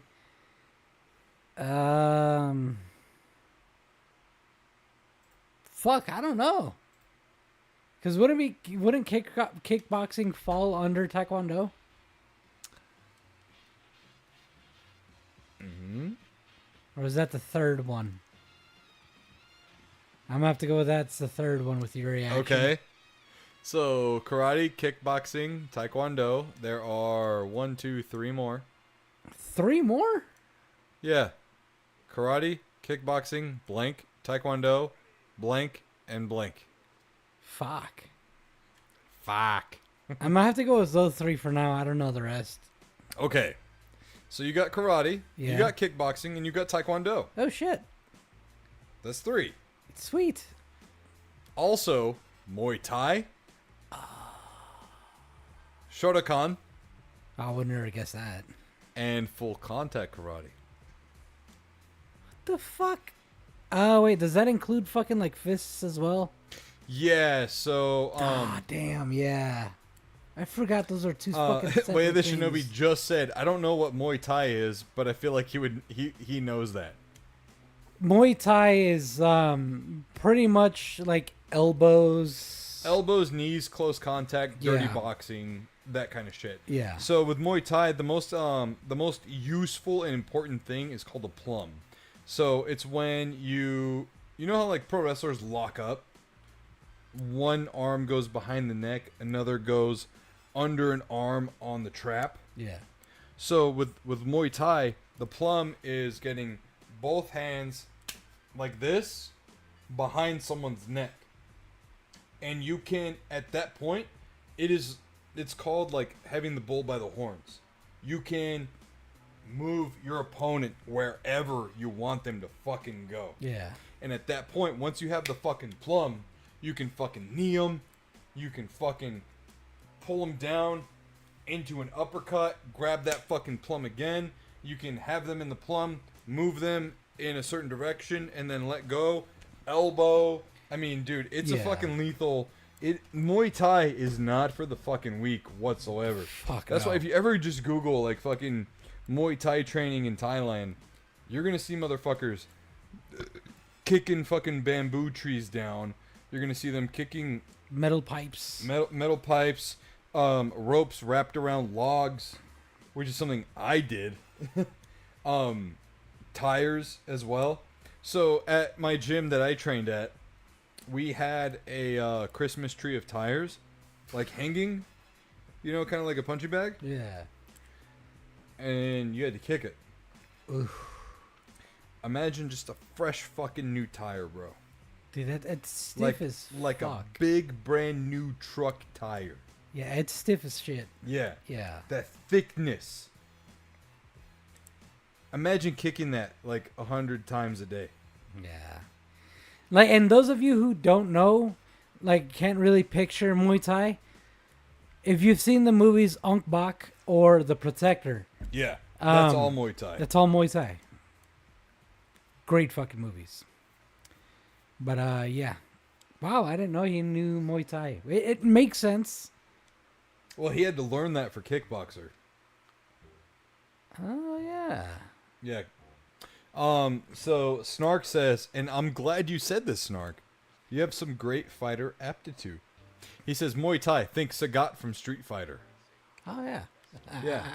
Yeah, because that's all Sagat knew is Muay Thai. Yeah. And Way Shinobi says ultra close combat. Okay, they had that, or they had elements of Muay Thai in Marine Corps line training. So yeah, Muay Thai and I would say like Krav Maga is probably what they like taught in Marine Corps, as well as like your standard boxing. Yeah, what they pretty much teach you is survivability there. They don't focus on one core discipline just because. Yeah, it's a blend of everything, which is actually smart. But at the same time, side tangent. If I were in charge of like Marine hand-to-hand combat training or just hand-to-hand combat training for any of the armed services, I would be sending every motherfucker. I would be hiring on the biggest names in mixed martial arts training to fucking hold like seminars like fucking twice a week at all the fucking camps across the fucking country. You know what I mean? You need to learn every fucking aspect. You need to learn how to fucking take somebody down. You need to learn how to handle being taken down. You need to learn, and again, every fight starts on the feet. Yeah. So you need to learn how to fucking keep distance, but also fucking be dangerous from distance. You need to learn how to fucking utilize, like your combat boots. Like you're not going to, in your fucking fatigues and shit, you're not going to throw a fucking roundhouse kick. What you're going to do is fucking utilize the fucking heel of that boot and throw a fucking mean fucking front kick. Yeah. You know what I mean? Like straight to the fucking chin, straight to the fucking sternum, etc., etc. Anyways, whatever. I'm talking out of my own ass now. I'm making myself sound smarter than I am. Batman in the Nolan films is a lot of Muay Thai. Yeah, he is actually. Oh yeah. All right. So Josh, what I'm going to do now is read some synopsi of Van Damme movies, and you have to guess which movie this is. Oh God. Okay. We'll start easy. All right. An evil dictator captures a busload of relief workers and holds them for ransom. So-and-so leads an international strike force to invade the terrorist group and rescue the hostages. Along the way, so-and-so recruits so-and-so, a reporter and martial arts expert whose father was killed by so-and-so years ago. 2 young con men and a sumo wrestler also join the fight. Is this fucking Street Fighter? Yes, this is dude, Street Fighter. The synopsis is like, what the fuck? And then when you said sumo wrestler, I was like, all right, the only thing that could be is fucking Street Fighter. What the? Yo, we got Gamer Games up in the house. What's going on, my dude? Way of the Shinobi says, see, they used to train hand-to-hand, like fighting in a combat situation, but now the military is all obsessed with MMA. That has no real practicality if you can't do it in combat gear. See, again, that's what I said. Like, why are you gonna fucking try to throw a fucking roundhouse kick or a heel kick or etc. etc. Dude, like, think about what you have on and how you can use that to your fucking capability. To your advantage. You know? One choke that's extremely hard to do, it's called an Ezekiel choke. Like Ezekiel the prop, you know. Whatever. Yeah. So, it's hard to do when you're not in a gi. But it can still be done. So, say for example, I have an opponent right in front of me, right? So, like, say the microphone is my opponent. I have one hand under the opponent's neck. Mm-hmm. And that's where I would wrap around and grab the gi from this collar, right? Like this side. Mm-hmm. And then with this hand, I would grab this collar, and then I would pull him to where it's like choking him. So you would twist the gi pretty much to choke. To choke, right. Oh. But not everyone's going to have a fucking like jacket on or shirt, whatever. Yeah. So one time, I don't know how I did it, and even my fucking jiu-jitsu coach at the time, Josh Hinger, who is Israel Adesanya's jiu-jitsu coach. That's how fucking legit my training goes, okay? My BJJ coach is now, and has been for a long time, the BJJ coach of Israel Adesanya. Just saying. I ended up doing an Ezekiel choke on somebody without a fucking gi. So I wrapped my hand around like this as I had him kind of in like a bully choke. And then I wrapped here. And then got here, tucked under, and then fucking went and fucking laid into him. So it was all forearm in the throat. And it was a tap like that. But it's hard to do because not everyone... It really comes down to like structure of your fucking arms. Turns out I have the perfect fucking structure to do that to somebody. I don't have the longest arms in the world, but I have longer arms than my frame and my height deem me to have. So it fucking works out. And then also too, because I'm kind of jacked, it makes it easier to tuck in. Anyways, good job on Street Fighter, Josh. You said it was easy, so although that was like, what the fuck? All right. No, this is actually easy. During the Vietnam War. What movie, Josh? What movie? Universal Soldier. Universal Soldier. There Universal Soldier is correct. All right. Is it fair if I do a movie that we haven't done before? Fuck it. Let's do it. I might not get it, but fuck it. Okay. Let's do this one. Chances are you've seen this movie. An escaped convict, blank, travels to a farm to search for money from an earlier heist. While out on the property, he meets a pretty single mother, blank, and her kids, blank and blank, who are being intimidated by a local land developer, blank blank. After falling for blank, blank decides to stay and help defend the farm from blank's thugs, despite the risk that it means for him, despite the fact that it means for him to be a wanted man. Honestly, I couldn't tell you. Nowhere to run. Huh, I don't think I've seen that one. Okay. I'm pretty sure you've mentioned this movie before that you've seen. So let's see. All right. Blank Blank is a soldier in the French Foreign Legion, serving abroad in East Africa. But, as his brother is cruelly murdered, Blank deserts his assignment and travels to the United States to help his widowed sister-in-law, Blank, who is now struggling to care for her children. But the job market is tough. So Blank takes his hand-to-hand combat skills into the brutal world of bare-knuckle fighting, where the paydays are nearly as big as the risks. Bro, Damn, Snark, you are fucking on it, dude. this one sounds so fucking familiar. I couldn't tell you right now. Lionheart. What the fuck? Dude, it's been a while since I've seen that movie. So, but like, it's funny because you were describing that, and like as you got near the bottom, I was thinking of what's his fucking name? The big dude that's usually in the Happy Madison movies. Fucking what's his name? Oh, Comedian. Kevin.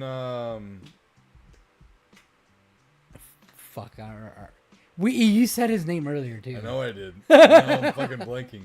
Kevin. Who are we thinking of, guys? He was in the Zookeeper movie. Yeah. with Bas Rutten. Paul Blart. Paul Blart. Snark says, I only know about this because someone made a Street Fighter 2 setting to this film. Oh. Kevin. A, B, C, D, E. James. Kevin James. There we go. What the fuck? A, B, C, D. It helps, all right? It fucking helps. All right. I was thinking of that one boxing movie that he had. Like he's trying to get money or whatever.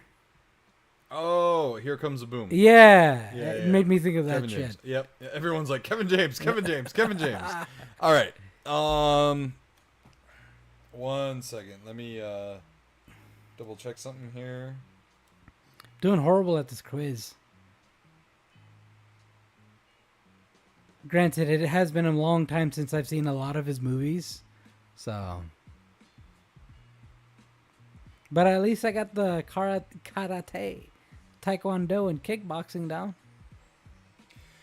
Si, senor. Okay. Eric's... No, wait, no. Fuck. Blah, blah, blah. Moving on to a different movie. Just kidding. Blank Blank is an American kickboxing pro helped by his brother Blank in his quest for glory. But when the two go to Blank to take on legendary Blank, the opponent viciously beats Blank and leaves him blank. Swearing vengeance. Kickboxer. Damn, you're good. No, it's It's just... also a very simple fucking thing. I know. Yeah. Okay. I thought you were going to stop a little earlier than that because I thought you were going to be like, wait, no, he knows this one. Yeah, 'Cause no, we- it's like very easy. We just watched it too. Yeah, okay, here's one. Nearly 25 years after seeing his father killed by Hong Kong crime boss Raymond Zhang, Chad Wagner? Bloodsport? Hold on, bro. Is living in Los Angeles as a flourishing yet peaceful martial arts trainer. But Chad, his twin brother Alex, Oh, never mind, no. who suddenly reunites with his less aggressive sibling, wants to avenge their father's death. As the pair plan their payback against Shang, they also struggle to overcome their personal differences. Oh, I can't remember a movie with him having a twin, so... Double Impact. Huh. Yeah, he plays himself, but also, well, not himself, but he, It's one of those movies I might have watched when I was younger, but I guess I don't remember enough of it. Oh my God, it zoomed in. Oh, damn it. All right, here we go. A CIA agent is interned for failing a mission to kill an international terrorist. Escaping from his island exile, he teams up with a flamboyant arms dealer and sets out to find the terrorist and rescue the agent's wife and son.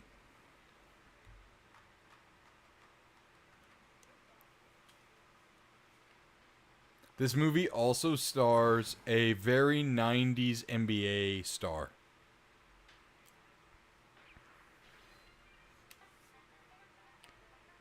Bro, it's like on the fucking like tip of my tongue. This movie also stars a Expendables alum. I can't think of it. The Expendables alum was also the main villain in Iron Man 2. I can't think of it. I like. The NBA star was part of the NWO.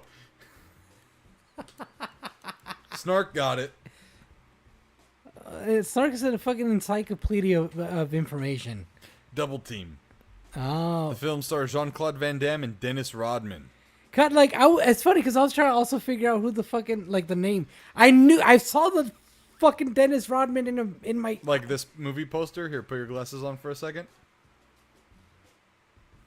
No, I was thinking of, what's that other Dennis Rodman movie? He's like the star of the movie. Are you talking about Shaquille O'Neal with Steel? No. Dennis. And then Mickey Rourke was the Expendables alum. Simon Says. I was thinking of that, like Dennis okay. Rodman. All right, here, we'll do a couple more. All right. God, I do not remember half his movies, apparently. Dude, he has so many fucking movies I to know. his name. So fucking many. Dude, my dad watched the fuck out of him. Okay. Feel bad now, not remembering half this shit. Well, dude, there's a ton, man. I know. He has a ton. Although Bloodsport is like definitely the one that's stuck to me the most. Well, that's everyone's. Yeah. Like Jean-Claude movie. Well, that or Street Fighter. Or Kickboxer. I would say, if we were to tier them, it would be Bloodsport, Kickboxer, Street Fighter. Yeah. Yeah. All right. When ambitious boxer Alain Lefebvre refuses to accept a mobster's bribe, he ends up with a price on his head. A marked man, Lefebvre takes refuge by enlisting in the French Foreign Legion. After traveling to a remote Moroccan outpost, Lefebvre and his regiment suffer repeated attacks at the hands of the Berber rebel army. I was fucking reading shit in French, okay? Rebel. Oh man.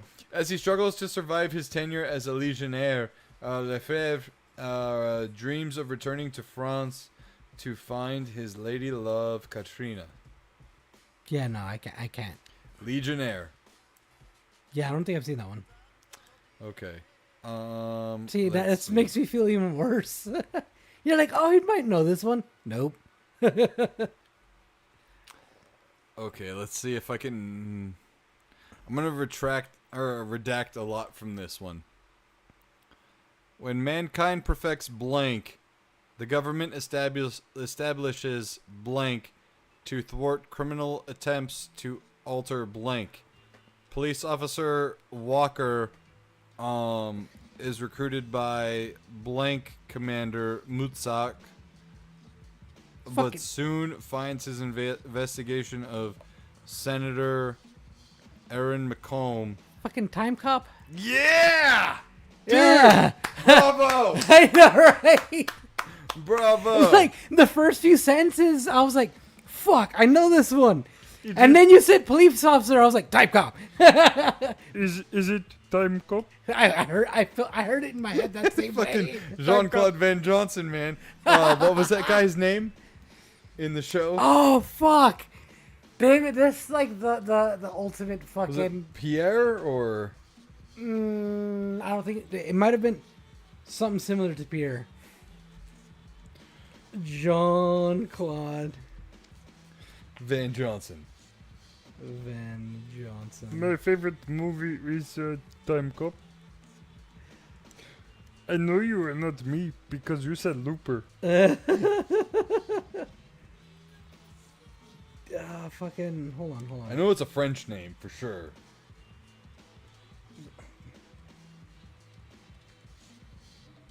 Fucking Snark got it. crazed Yeah, fan. Time Cop.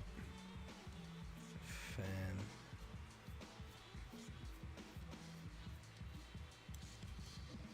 Damn it, man! It's What? trying to find the damn name of that character. My brain was like, whatever the Jean-Claude Van Damme version of Minority Report is.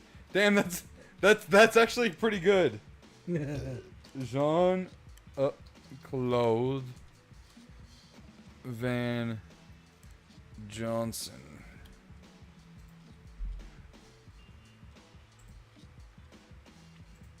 Jean-Claude Van Damme. Philippe. Philippe. Yeah. Philippe. Oh, how could we forget? Oh my gosh, Philippe. Ah, You were a fucking legend. Philippe And- was one of his greatest fucking characters. Oh my gosh, man. Oops. Fucking unlock me. Unlock me. That was a great angle. It was very snappy with that angle too. Yeah, it was. Yeah, dude, Time Cop, honestly, man, is one of his best fucking movies, dude. I fucking love Time Cop. You know who else loves Time Cop? Philippe. No, Tony Khan. Wait, really? Yeah, the owner of AEW, he fucking loves Time Cop. So, you know how, like, when we went to AEW, right? And then we Yeah. saw Wednesday Night Dynamite live. Yeah. And then we also saw Rampage 2 days before Rampage aired. Anytime, because I know he's done this multiple times, or every time, because I had seen AEW Dynamite before that as well, live in person. He would always say, "You want to be two places at the same time? Just like the legendary movie fucking Time Cop." And he's out there with a microphone saying this too, right? You know, he's like, "You could be two places at the same time, just like Jean-Claude Van Damme in the legendary movie Time Cop."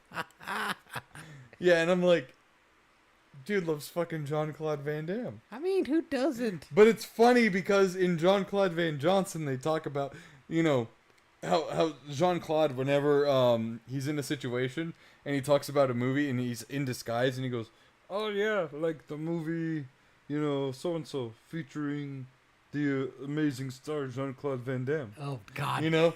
Like, That show would not have been as good if it didn't have those lines. dude, that show is so fucking good. So fucking good.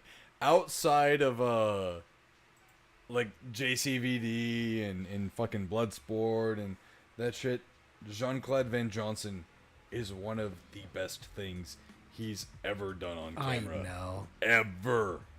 Like it helps that he had a very serious movie career, because it's one of those things where it breaks the mold so much, and it gives him like a new light Yeah. as like a comedy-ish actor without being a comedy actor, and it's just so good.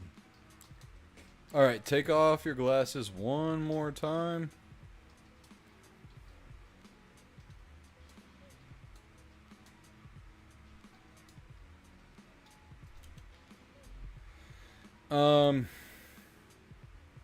Way the Shinobi says, "I've never heard of it before now." Dude, okay, do yourself a favor, go on Amazon Prime, put Jean-Claude Van Johnson on your watch list. It's one of the greatest shows out there.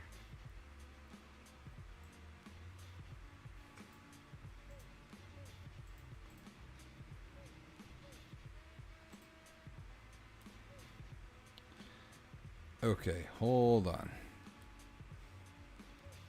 Is that a fucking tier list? Yeah, I'm referencing one. Okay. The only reason I know is because the bottom is like yellowish and the top is red. And I just see a bunch of blotches in between, like on the other side. Yes, guys, I wonder if I'm like legally blind. I wonder.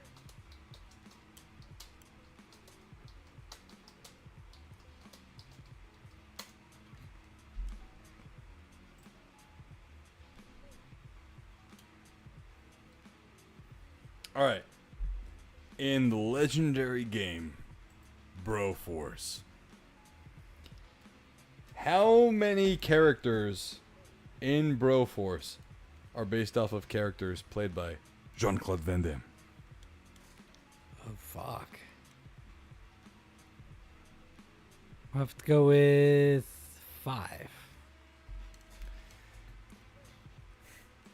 The real answer might shock you. There are only 2 characters in the game Broforce inspired by Jean-Claude Van Damme. You gotta tell the names, though. Time Bro and Broniversal Soldier. Broniversal Soldier. Broniversal Soldier. Time Bro is a parody of Max Walker from Time Cop. Time Cop. And while Broniversal Soldier is based on Luc Devereaux from Universal Soldier series. Oh, that's fucking great. Time Bro. This character is a reference to Jean-Claude Van Damme's role in Time Cop, where he plays a time-traveling agent. Broniversal Soldier. This character is based on a Unisol program from the Universal Soldier films, where Van Damme plays a reprogrammed soldier. Yeah. And that'll do it for Jean-Claude Van Trivia. Oh, man. Oh, that Broniversal Soldier is fucking great. Yeah, yeah.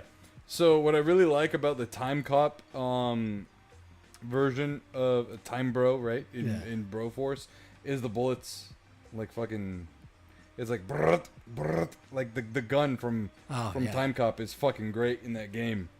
All right, so out of all the things we've watched for Jean-Claude July this year, what is your favorite Jean-Claude Van Johnson? What is your favorite Jean-Claude Van Damme film you've seen this year? I'm gonna have to give it to JCVD. There was a Time Cop TV series too. Oh shit! Damn, I didn't know that. I didn't mean to read that in character. I did not mean. I didn't mean to. I'm definitely gonna have to give it to JCVD. Like, don't get me wrong, Kickboxer was great. What was the other one that we watched? Because it was only 2. Because I know last week we had issues. It was Kickboxer and. Did we only do 2 movies for Jean-Claude July? I don't think so. Let me see on the app here. It'd be believable, but also kind of crazy. I'm trying to look back in the texts. Yeah, hold on. Universal Soldier, Kickboxer. Oh yeah, Universal Soldier. There we go. That was it. Yeah. I like Universal Soldier. Oh shit! Don't mind me while I punch the fuck out of my mic. No, I definitely like Universal Soldier. I think I think it was the one with Goldberg. Is the one that I remember watching initially. The Return? I think so. God damn! Now you fucking. You say that, and now I gotta fucking Google it. But yeah, no, I definitely like the Universal Soldier series because I know they had multiple. I type in Jean-Claude, and the first thing that pops up is Van Johnson. Kickboxer was definitely a good movie. But I feel like this one was so like out of left field for me that it was a welcome surprise. Oh shit. Hmm? So he won Kids Choice Awards for 1995 and Street Fighter the movie. What? Yeah. Wow. Kids Choice Award from Nickelodeon. He got a blimp. Huh. And then MTV Movie and TV Awards, he won for 1994 Most Desirable Male in Hard Target.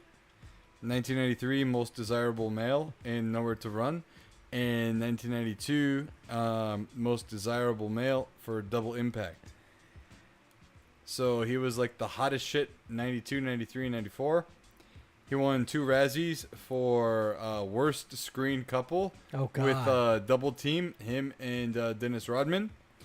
And in 1989, Worst New Star in Bloodsport. What? Fuck the Razzies, dude. Yeah, no, they can suck it. That's fucking stupid. Yeah. That is like meeting Jesus and being like, I ought to put you on a cross. Oh my god. He won Best Performance at the Toronto Film Critics Association Awards for JCVD. He won Best Actor at Claude Trudis Awards, I was reading that it's like fucking clitoris. right? Clodoris. It doesn't exist. Yeah. DVD Exclusive Awards. 2001 nominee, Best Actor for Replicant. The Stinkers Bad Movie Awards. Worst On-Screen Couple, Double Team. Shared with Dennis Rodman. Yeah. Oh, he's got some Cannes Movie Awards. 2025 feature film, Darkness of Man. Huh. Oh, shit. That's this year. Darkness of Man. That's Cannes. You know, like, that's where they submit, like, the real movies. You know what I mean? No, I don't know what you mean. So, like, when you debut a movie at Cannes, it is, like, the artsiest, fucking fartsiest movie film festival. So, think of the Cannes Movie Awards as, like, fucking Fashion Week in New York. Oh, really? It's like that. Damn. So, the best... Came out last year, apparently. May last year. Well, it says 2025 nominee. Darkness of Man. Best feature film. And it's got 2 nominees for best feature film. That can't be right. But yeah. What is your favorite? What is your? Could you imagine fucking John Claude as like the bad guy in Scream? What is your favorite scary movie? Is it Universal Soldier starring Jean-Claude Van Damme? Fucking stupid.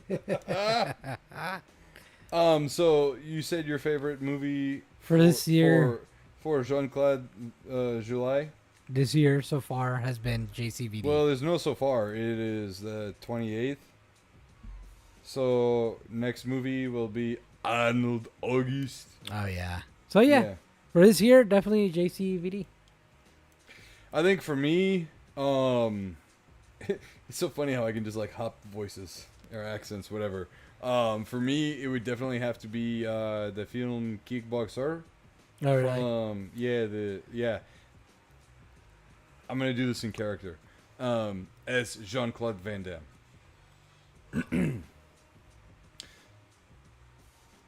It is my favorite performance as in film. I think I did a very, very good job at portraying emotion of man. my brother has fallen, and I truly tried to show anger. I tried to show real sorrow and fear, but also, rise up to the occasion and deliver a performance of retribution and how you say redemption. Not for my character, but for my brother. My God. And also the best dance sequence of all my films.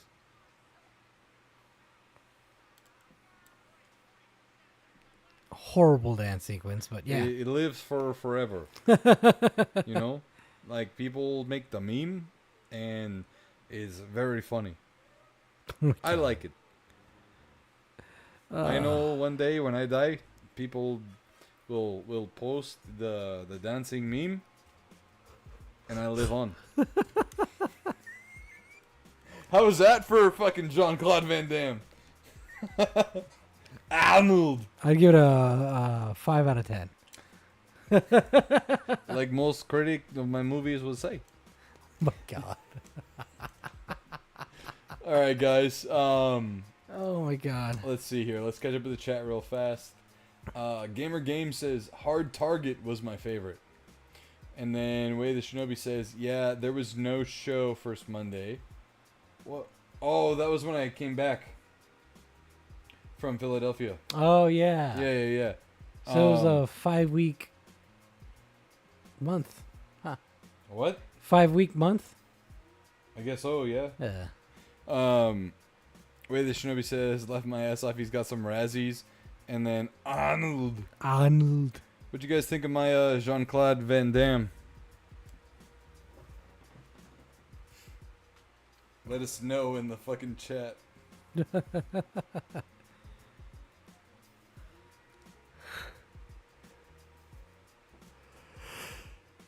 So, what movies are you kind of floating around for Arnold August? Dude, I forgot what we watched last year, so I gotta look at that list. Just throw some names out, dude. It ain't gotta be that fucking deep. Well, I don't want to throw out names that we already watched. I'll tell you right now if we've watched them. So throw some names out. Okay, wait. I know one we haven't watched. Eraser. True. Yeah, gotta watch that one. Gamer Game says, it was alright. I'd like to see you do better. All right, there was Eraser. Mm-hmm. Fuck, what was the name of that one where he basically fights the devil? End of Days. End of Days. There we You're go. a fucking choir boy compared to me. Yeah. Fucking choir boy. Yeah. There we go. End of Days, Eraser. Way the Shinobi says, watch Junior. This is a movie where I have a baby inside of my belly. Wait, fuck, really? Yes, it's a movie where I impregnate myself. I've not seen that one. What? Oh, you know what you didn't watch the one with him and Danny DeVito? Ah, yes, it's my movie Twins. Twins, there we go. Yeah. Gotta watch that Yeah, one. it's the first time I've ever been pissed off. Yes. Good movie. Yeah. We didn't watch any of the Conan movies. Oh yeah, no, we didn't. No. God. One movie we do not watch. Red Sonja. No. Huh? No. Forget I even said anything about it. You said Red Soldier? No. It's Red Sonja. I've never even fucking heard of that one. Good. Was it that bad? Yeah, it's pretty bad. A lot of women like to cosplay as her, but yeah, the movie sucks. That's the one Twins was going to be my next suggestion. Snark says, Helldivers update. The Leviathan kills quota has been reached. All that is left is factory strider quota, currently at 89. Dude, what the fuck? Fucking suicide divers tonight, baby! Strap on that fucking hell bomb, baby. It's time to blow up. So what movies were you suggesting? I was saying, fuck, I already forgot. Eraser? Eraser.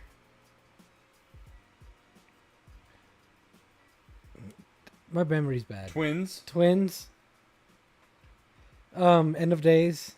End of Days. Do you have a fourth one you want to suggest? Again, these are suggestions, not like indefinites. He's not gonna use any of them. That's fine. You'd probably definitely put on Twins though. Bro, I can't think of like his movies right now.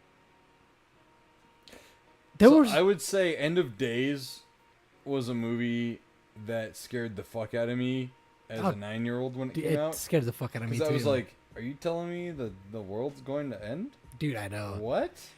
What do you mean? Dude, what was the one where he gets replaced by like a clone?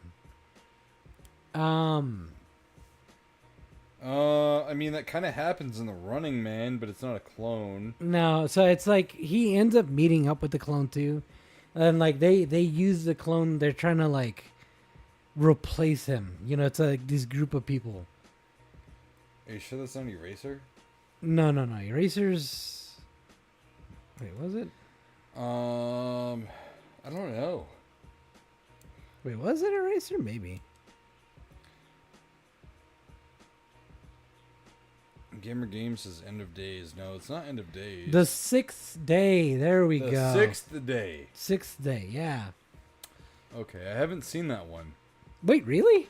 Yeah, Total Recall. Did we do Total Recall yet? I do not recall. I feel like we did. Just do maybe see Total Recall NSquared podcast. We did not do that one. No? Because I would have remembered that. Oh, I thought we did. Now I have to look back. Hold on. I'm going to look back real fast.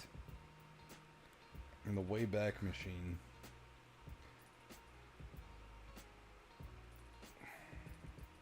I know we did Predator. Oh, yeah.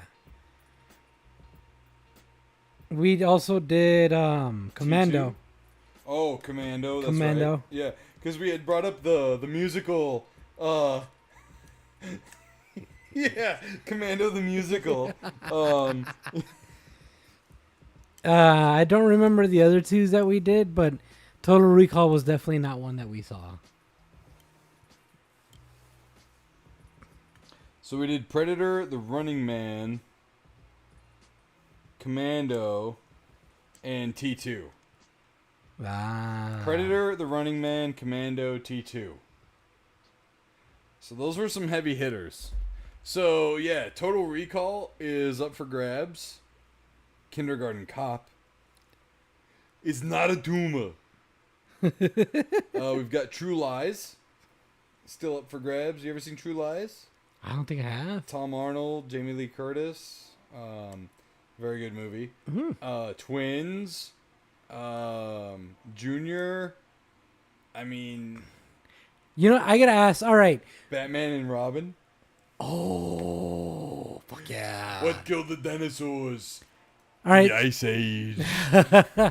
All right. So for those of you who have watched or at least remember watching The Sixth Day, would you guys recommend he watch it? Because he said he hasn't seen it, which honestly is surprising to me.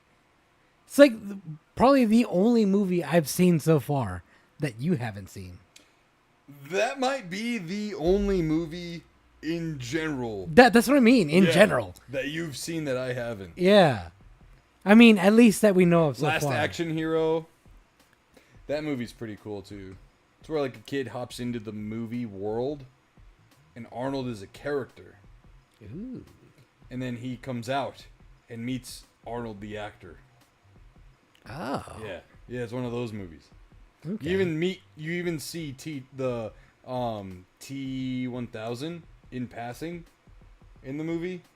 Oh, Like the shit. liquid metal dude. Really? Yeah. What? Yeah. There's a lot of Arnold movies out there. No, that, they're definitely, yeah.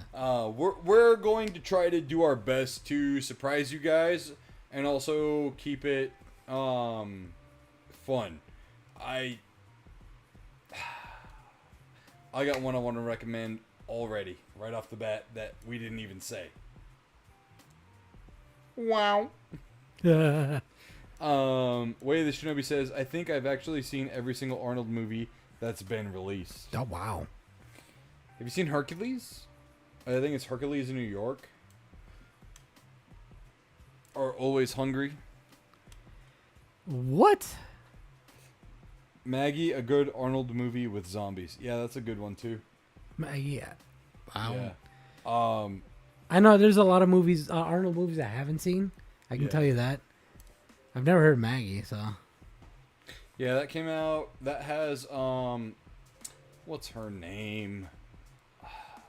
Abigail. I can't remember her last name.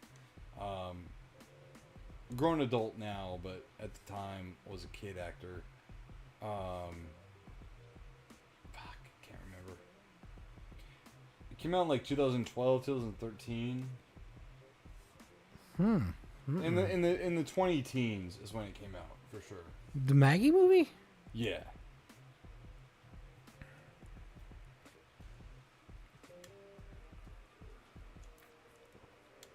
Huh. Breslin? Yes. Let me see. I've never Yep. heard her name. Yeah. She's in a lot of movies, but as a little kid. Ah. Um. Oh, Zombieland. Uh-huh. Yeah. Uh-huh. The little sister in Zombieland. That's what I Yeah. should have said. Oh, yeah. Thank you, Gamer Games. Abigail Breslin. Yeah. So anyways, this has been the NSquared podcast, celebrating the summer of series of summer cinema, ending the night with a big boom for Jean-Claude July. Jean-Claude Van Damme has had a incredible filmography, which we will continue to explore next year in the series of summer cinemas, Jean-Claude July. Of course, we cannot keep July solely to Jean-Claude, but next year will probably be our last Jean-Claude July for a while, I would imagine, to give life to another genre. But as always, thank you to Jean-Claude Van Damme for all that he has done and continues to do in the film industry and martial arts world. Again, big shout out to Ozzy Osbourne and Hulk Hogan, who have recently passed away this last week. And thank you again to Bonnie, who helped raise me as a young man, who had also passed away last week. Thank you to all of you guys, our viewers and listeners, whether you're watching live now or watch us, in the replays tomorrow and the days to come. We thank all of our wonderful, amazing Patreon show producers. We wouldn't be here without you guys. We wouldn't have the equipment we have without you guys. And we just strive to continue to be better and better each and every week. Big thumbs down to Streamlabs for continuously crapping out on us, even though we've given them over like $200 at this point to be able to multi-stream and stuff. Shout out to OBS for being the OG, the one we fall back on, and being a consistent fucking workhorse second week in a row. We wouldn't be here without all of you guys watching us. Again, thank you so much. I've been Nerdy Nick. You can follow me on Instagram at nerdynick_91 and on X at buffnerd. Can't follow Josh anywhere, but what you can do is follow us on Facebook. Just go in that search bar and type in NSquared Podcast. Click that follow or like button, and you'll be good to go. As Snark says, hashtag fuck Streamlabs. That's right. Highway fucking robbery is what it is. And until next time, guys, be blessed, be a blessing to others, and hug all those that you love and hold them close. You know, text your mom, text your dad, give them a call, tell them you love them. If you got a grudge you're holding against somebody and it's time, forgive them. Be the bigger person, forgive them, and move on. Life is short, and you never know when it's going to be your time. So, be blessed, be a blessing to others, and until next time, guys, game on. Deuces.